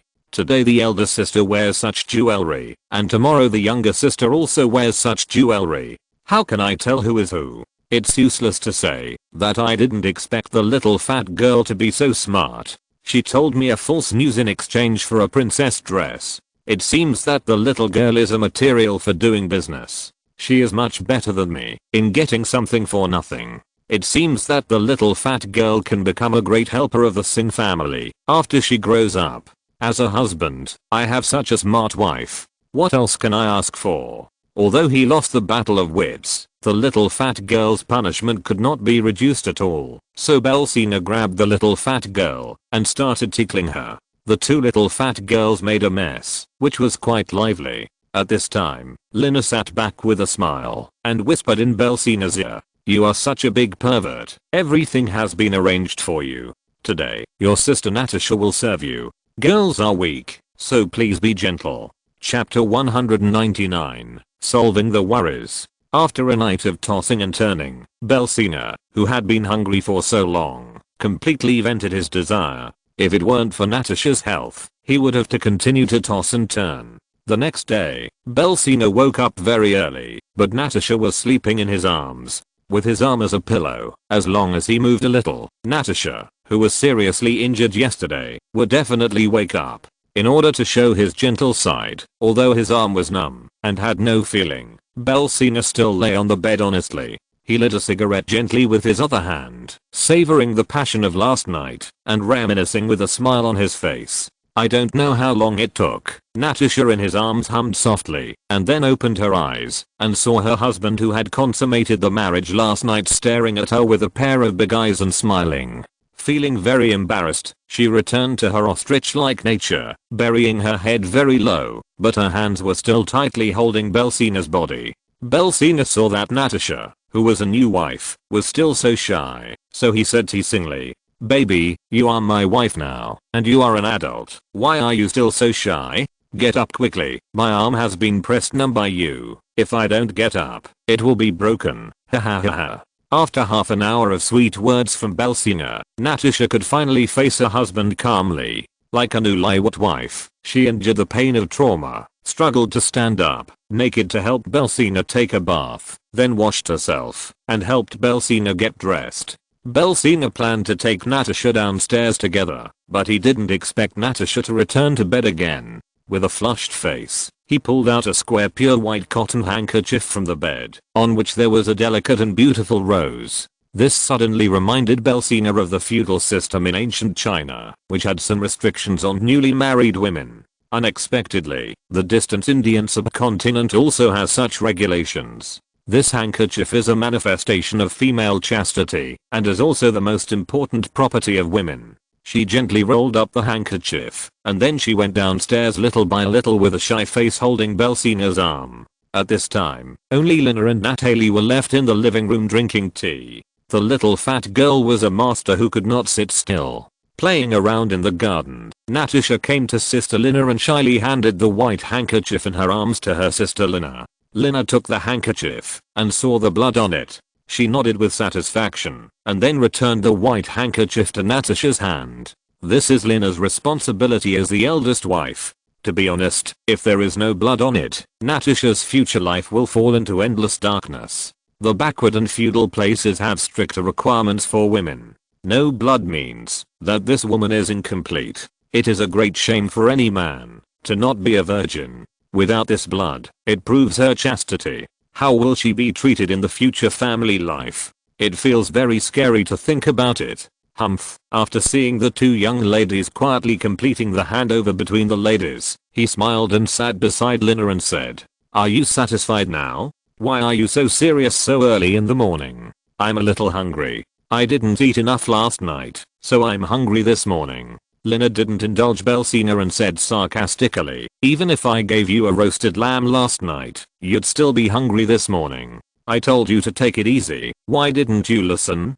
Fortunately, Natasha is strong. If there was any irreversible damage, I'll see how you cry. After Belsina was speechless, he turned his attention to his sister Natasha. The two young ladies lowered their heads and muttered to themselves, sometimes cheesing a few times, making Natasha blush and thick neck. Half an hour later, breakfast was served, and then they appeared in front of everyone. Belsing ate and drank a lot, finally filling his stomach. After dinner, the family sat around the tea table, drinking tea and discussing the plan to rest in Udapa for 3 days. Let Natasha, who was a new wife, rest for a few days to recover, and then the whole family drove all the way to Mumbai to buy a Mercedes-Benz off-road 4-wheel drive that Belsing had already set his eyes on. But we can't stay at home for the next 3 days, so the sisters discussed where to go next. The sisters discussed it enthusiastically, but Natasha did not participate in it. Instead, she turned around and whispered to Belsing, "Husband, I want to go home to see my parents and brothers and sisters. My sister and I will return to the Singh family to live in the future. It's very difficult to see them again. I want to spend the last time with them before I leave. Do you agree?" If Singh said no, Natasha would not dare to go back to her parents' home, even if she had 10,000 courage, but Belsing still had the idea of Chinese in his bones. It was understandable for Natasha, a newlywed, to return to her parents' home to see her family, so she nodded and agreed with a smile. "How could I not allow it? After all, they are my father-in-law, mother-in-law, and brothers and sisters. We will be far away from each other in the future, and there will be fewer opportunities to meet. I will feel relieved if I go to see them for a day. Also, give the 100,000 rupees compensation to your mother yesterday, so that they can feel better, and you can feel relieved." Natasha did not expect that her husband was so generous to Singh. It would be a lie to say that she was not touched. She said with tears in her eyes, "Honey, I want you to go with me, okay?" Belsina nodded and said with a smile, "That's right. It's getting late now. Let's go now." Then he turned around and looked at the three sisters who were busy and said, "Natasha and I will go back to visit his parents. Natalie, you should go with us, or go with Lina." Natalie shook her head and said, "I feel relieved when my sister goes home. Of course, I choose to go out with sister Lina and Praji." Belsina nodded. Although the two sisters were born on the same day of the same month of the same year, and even a few minutes apart, Natasha is now someone else's wife. She must have considered much more things than her younger sister who was still a little girl. The little girl only knew how to play and didn't consider things so comprehensively. An hour later, the family split into two groups. Belsina accompanied Natasha back to her home. At this time, the Modi family was still living a decent life and moved into a clean and bright rental house. Several children also got enough nutrition and put on new clothes. The family also ran a small fruit stand. Although he didn't make much, it was enough to support his family. After all, Udapa is a tourist city with high per capita consumption. The Modi family saw their son-in-law and daughter coming back and warmly entertained them. Natasha's parents also asked what Belsing did. Singh also satisfied the two old people's sense of responsibility one by one, and then Belsing accompanied his father-in-law in the living room. While looking at the fruit stall and chatting, Natasha returned to the bedroom with 100,000 rupees in cash and whispered to her mother. Chapter 200. Beautiful scenery. After a while, the mother and daughter cried in the house. Belsina knew that Natasha was saying goodbye to her mother. After a long time, the mother and daughter came out with red eyes. Because the house, where the Modi family lived, was surrounded by the vegetable market, it would be lunchtime in 2 hours. The Modi family was too poor to entertain Belsina. However, Belsina, who was obsessed with Chinese thoughts, still took Natasha to the vegetable market as his new son-in-law. After buying a lot of precious ingredients, they returned to the Singh family's rental house with big and small bags. Then Natasha accompanied her mother and went into the kitchen to make lunch with the help of her other little sisters. Several little brothers also took the toys and food bought by Belsinger, their brother-in-law, and fought with each other there. The lunch was very rich. Belsinger drank some wine with his father-in-law, and several little ones also got delicious drinks that they had never dared to think of before, Coca-Cola. So everyone was very happy to have this lunch. They knew the strength of the Belsing family, and that their 2 daughters would not suffer any grievances in the Singh family. The 2 old people were very relieved, and told Natasha to educate her sister well, and fulfill her obligations as a wife. After lunch, it was already late. Natasha said goodbye to her parents, brothers, and sisters in tears. Although she cried bitterly, she felt much more relaxed. Belsing, as a husband, did a very good job. He even gave his private phone number to his father, and promised that he would ask the Singh family for help if he was treated unfairly in Udaipur. The Singh family would not watch their in-laws being bullied by others and remain indifferent. Singh, a noble lord of a high caste, could do this. It can be said that it is unique in India. How could Natasha not be moved? How could she not feel relieved? After saying goodbye to her parents in tears and returning to the rental house, the other sisters had not returned yet. In addition, the 2 of them had been too hard last night and they were a little tired. They held hands and went back to the master bedroom and lay on the bed in their clothes. They talked quietly for a while and then fell asleep. They didn't know how long it had been, and then they heard a noisy sound downstairs. Belsina woke up first, because Natasha covered herself with a quilt, so she came downstairs. Seeing the little fat girl trying on all kinds of princess dresses, there was a fashion show on the scene.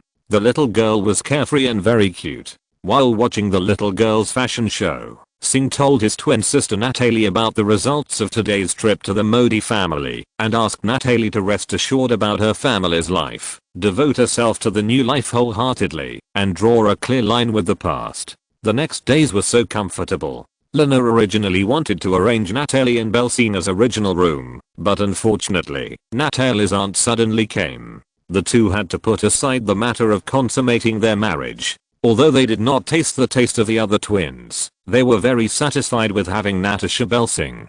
The 2 were newly married and were always together. 3 days passed quickly. Early in the morning, everyone packed up their things, returned the rental house, and got on the commercial vehicle rented at a high price, going south along the road, slowly completing this trip and savoring the customs along the way. So the car drove very slowly. It took more than 3 hours to set off along the road in the morning to reach the next town. I tasted the local food in a relatively clean restaurant in the town. To be honest, the Indian subcontinent can be said to be not small in area, and there are many ethnic groups in India. Even if there are a few kilometers between the 2 villages, the living habits are different, not to mention that there are dozens of kilometers between the towns, which is a different world. It is also very fun to experience the local customs, especially some of the famous local delicacies that have greatly satisfied several delicious girls. After playing for more than 2 hours, we took a car to the next destination, Gandhinagar. Gandhinagar is also a tourist destination. The temples in the city are unique. After all, India is a polytheistic sect. There are countless gods, big and small. If there is a god, he will have believers, but the number is more or less. This small town has a very unique temple, which is the most unexpected god, the leopard, the reborn enemy of Belsing. Because there are relatively few believers in the leopard god, the scale of the temple is not very large, and there is only one Brahmin caste sacrifice. Because this leopard god is very special, and is his mortal enemy, Bel's character feels very interesting. I visited it specially, and donated more than 5,000 rupees, plus a black goat. This is also the uniqueness of this leopard god. Other gods are vegetarians, but this leopard god likes meat, and especially likes to eat local black goat meat. I don't know whether it's the gods who like to eat or the sacrifices. Bel's generous behavior moved the only one in the temple. In order to thank Belsing for his generosity, he held a ritual to pray for the Belsing family. That night, I rested in the luxury hotel in this small city, tasted the local specialties, and drove off early the next morning. I rushed to the next city where Muslims gathered. Ahmedabad, especially the old city of this city, is very distinctive, with a unique Islamic style, and a gathering place for Muslims. However, there are also many Indian temples in this city. It is very rare for Hindus and Muslims to live in peace in this city. This is also a famous historical city. There are many attractions, especially the unique Muslim food, which makes people linger, although Hinduism is respected for being a vegetarian. However, since Bel Singh's soul is a Chinese, eating meat has been deeply rooted in his bones. As the saying goes, the upper and the lower, his own master eats meat unscrupulously. Some members of the family, of course, take their own master as the standard. So in the Singh family, from Bel Singh and his wife Lina to the housekeepers and servants, and then to the villagers of Raga, as long as life allows, the first choice is to eat meat, so most of the Japanese-style delicacies are meat-based. Of course, there is a very big taboo, that is, you can't eat beef. Buffalo meat doesn't have so many restrictions. Although the taste is not as good as beef, it is also good. It's better than nothing, right? I just stayed in this small town for 2 days to recover the tired body and mind of the family, and then continued along the coastline.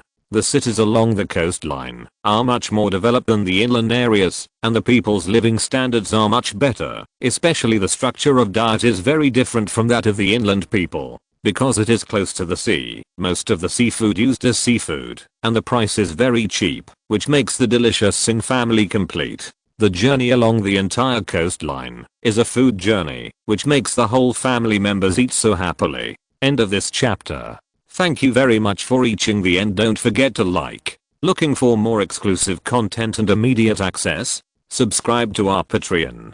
Remember, every like, subscription, or donation encourages us to continue. Thanks to everyone. See you in the next video.